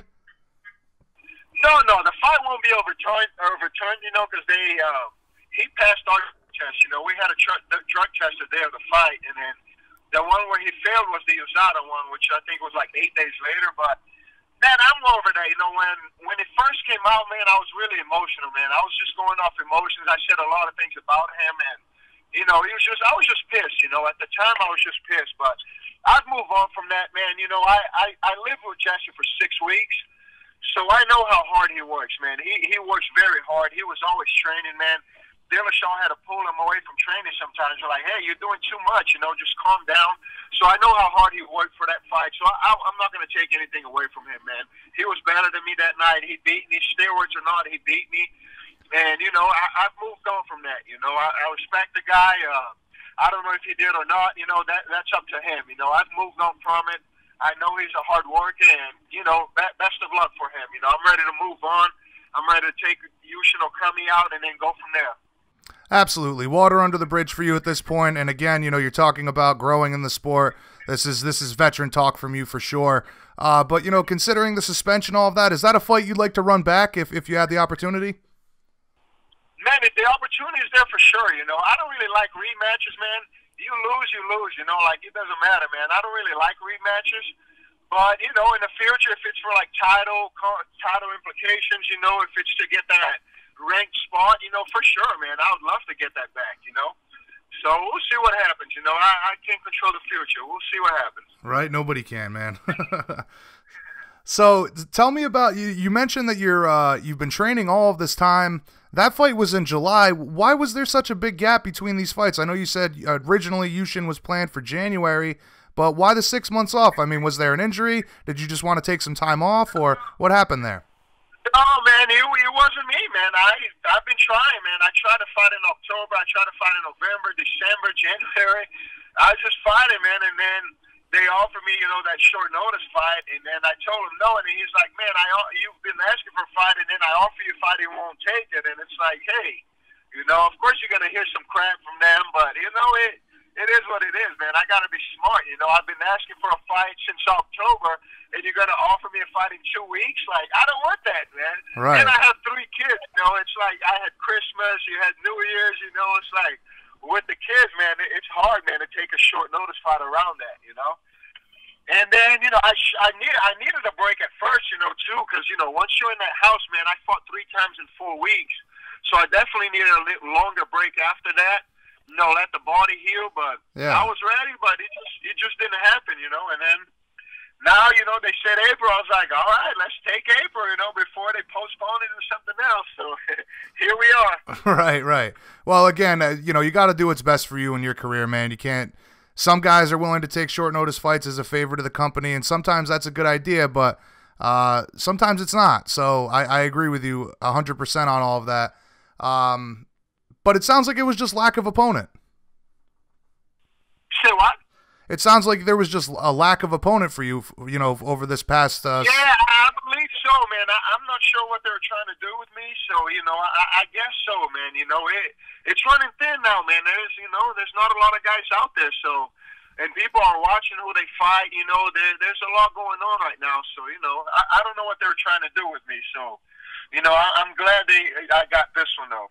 Absolutely. So shifting gears here for a moment, if you could, I wanted to get your take on your brother's fight against Rory McDonald. What's next for him? And, you know, just give us your thoughts on his performance and that incredible fight. Man, yeah, it was an amazing fight. You know, we don't know what's next right now. He's trying to fight in May or June. You know, he doesn't know who's it going to be, you know, what they're going to do with Rory. So I'm not sure. And, man, that fight, man, it was a tough fight, man. It was an amazing fight. And man, for me, it's like if you can't walk out of the cage, man, how are you going to take somebody's belt, you know? Like, yeah, he got the takedowns when he needed it, but if you rewatch the fight, man, he didn't throw one punch when they were on the ground, you know? And that was the new rules that were applied. It's like if you get damage is a lot now, you know? Damage is most of the fight now. And then you go by these new rules, and then it was everything that they say they wanted to change, and nothing happened, you know? So we were definitely disappointed. You know, Roy did get the takedowns when he needed it, but he didn't do any damage, man. He didn't throw one punch from those takedowns, and he was just rough to swallow, you know. But, you know, he'll be back, and he knows he can hit with the top 5, man. He's definitely a top 5 in the world, man. Roy has never taken that much damage, man, even on that Robbie Lawler fight. So, you know, my brother's up there, man. A lot of people, he earned a lot of respect that fight, and he just did what we knew he could. And, you know, next time is going to be even worse. Well, I'll tell you what, as far as earning respect goes, he certainly showed the world that, and we've seen this time and time again, that no matter the organization, the top guys in the world are the top guys in the world. And when they compete against each other, you're going to see that elite level of competition that we saw in that fight. But, you know, you're talking about the frustrations of, you know, how damage is scored and all these things. I was excited to hear that the rulings and the judging was going to be changed, but seeing that it really hasn't been implemented, I mean, that's got to be even more so frustrating considering that you know what the rules are supposed to be now. Absolutely, man. Absolutely. You know, if you're going to do it, like, really, like, for you to take somebody's belt, man, and you can even walk out of the cage. You went straight to the stretcher and straight to the hospital, you know. And my brother had a few scratches on his face. That's all. And, like, you're going to take somebody's belt. It's like, you know, I just don't get it, man. Yeah, I agree with you, man. I agree with you. But, you know, aside from all that, I know you guys are very tight. It must be pretty beneficial to go on this journey through mixed martial arts with a brother. You guys must be very close and be able to feed off of each other so much in this sport. Yeah, absolutely, man. Especially being in the same weight class, you know. It's a #1 training partner, you know, and he's been helping me out so much. You know, I helped him for his fight, and, you know, it goes back and forth, man. We're really close. We live like 10 minutes from each other, and, man, it's just amazing. It truly helps. Without a doubt, without a doubt. So getting back to Okami on April 14th, pretty stacked card. It's on Big Fox. Very great opportunity for you as far as exposure goes. But what fight, aside from your own, are you most excited for? Oh, man, the main event and co-main event, man, it's one of the top ones I'm excited for. You know, Matt Brown and Conor, those two are going to put on a show. You know, the Justin Gage, Dustin Poirier, man, is amazing. And there's a few guys I train with at the American Top Team in Coconut Creek, too, you know, like Shoeface, all the guys from ATT fighting on that card, man. I'm excited to see them as well, man. And it's just going to be an amazing card, man. I cannot wait, brother. Yeah, you know, you mentioned Carlos and Matt Brown. That's a fight that should have happened many years ago. Now we're finally getting it. Right, for sure. You know, and for me, obviously Gaethje Poirier has fireworks written all over it, but for me, being kind of an old school fan, I'm really looking forward to Matt Brown and Carlos Condit. But Carlos, yeah. Do you think Poirier should be in line for the title if he gets past Gaethje? Man, getting past him, absolutely, man. Dude's putting on so much amazing performances, man. Beat great guys, and man, absolutely, man.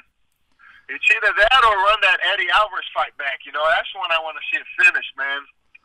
Right, right. They definitely need to run that one back at some point in the future. It would be a travesty if that didn't happen.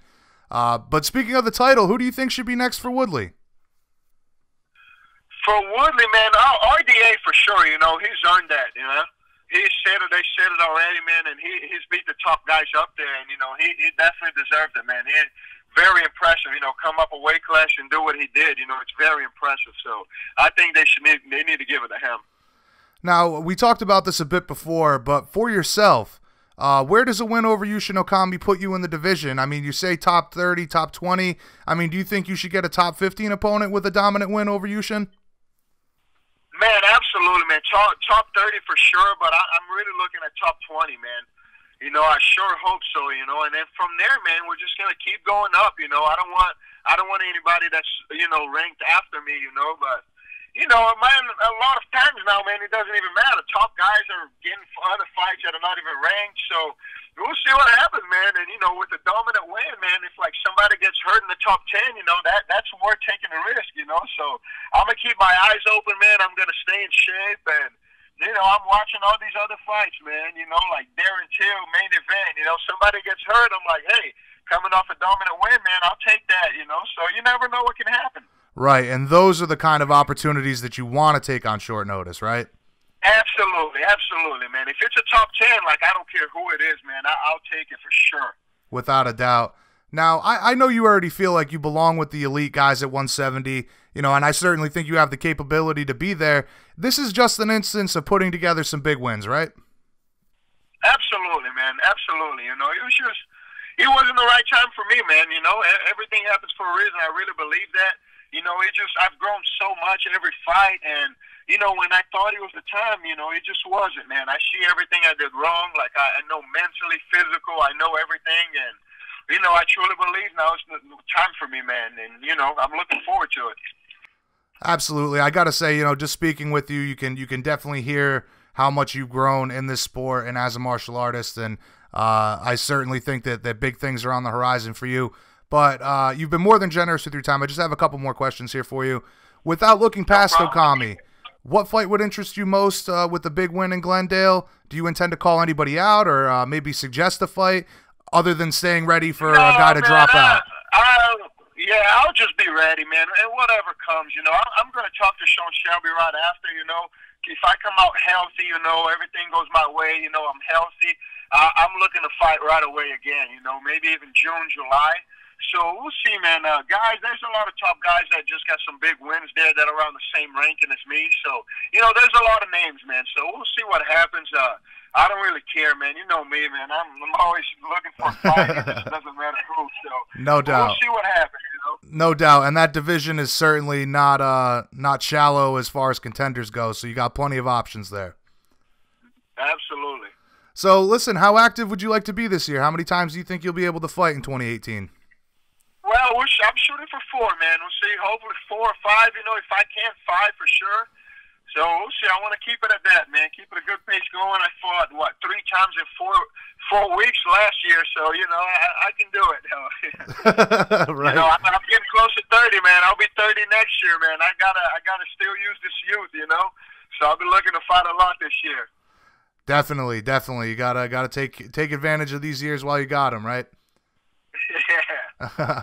All right, man. And in conclusion, tell all the fans out there what they can expect on Fight Night in Glendale, Arizona, and why this fight is one that they don't want to miss. Give us your official prediction.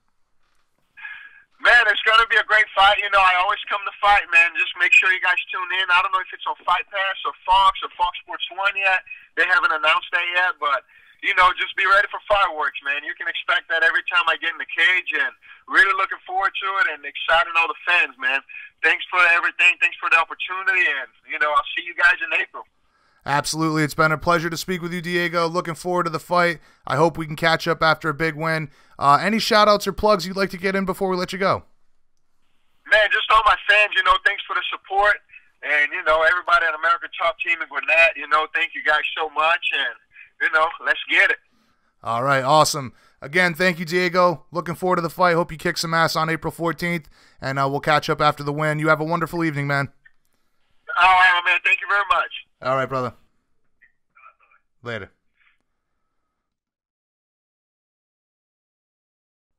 There you have it, my friends. 7 guests from across the globe. A truly stacked episode. And big mahalo, big thank you to everyone for joining us. Tune in next week and listen to more conversations with some of your favorite MMA athletes. Until then, guys, thank you for tuning in. Big shout out to everybody on Team Penn. Make sure you guys bookmark us, follow us on social media, stay up to date on the sport that you love of mixed martial arts. Everything you crave from the sport that we love. BJPenn.com, we have got you covered. On behalf of everyone from the whole team, this is Jay Kinch signing off. Mahalo, everybody. Peace out.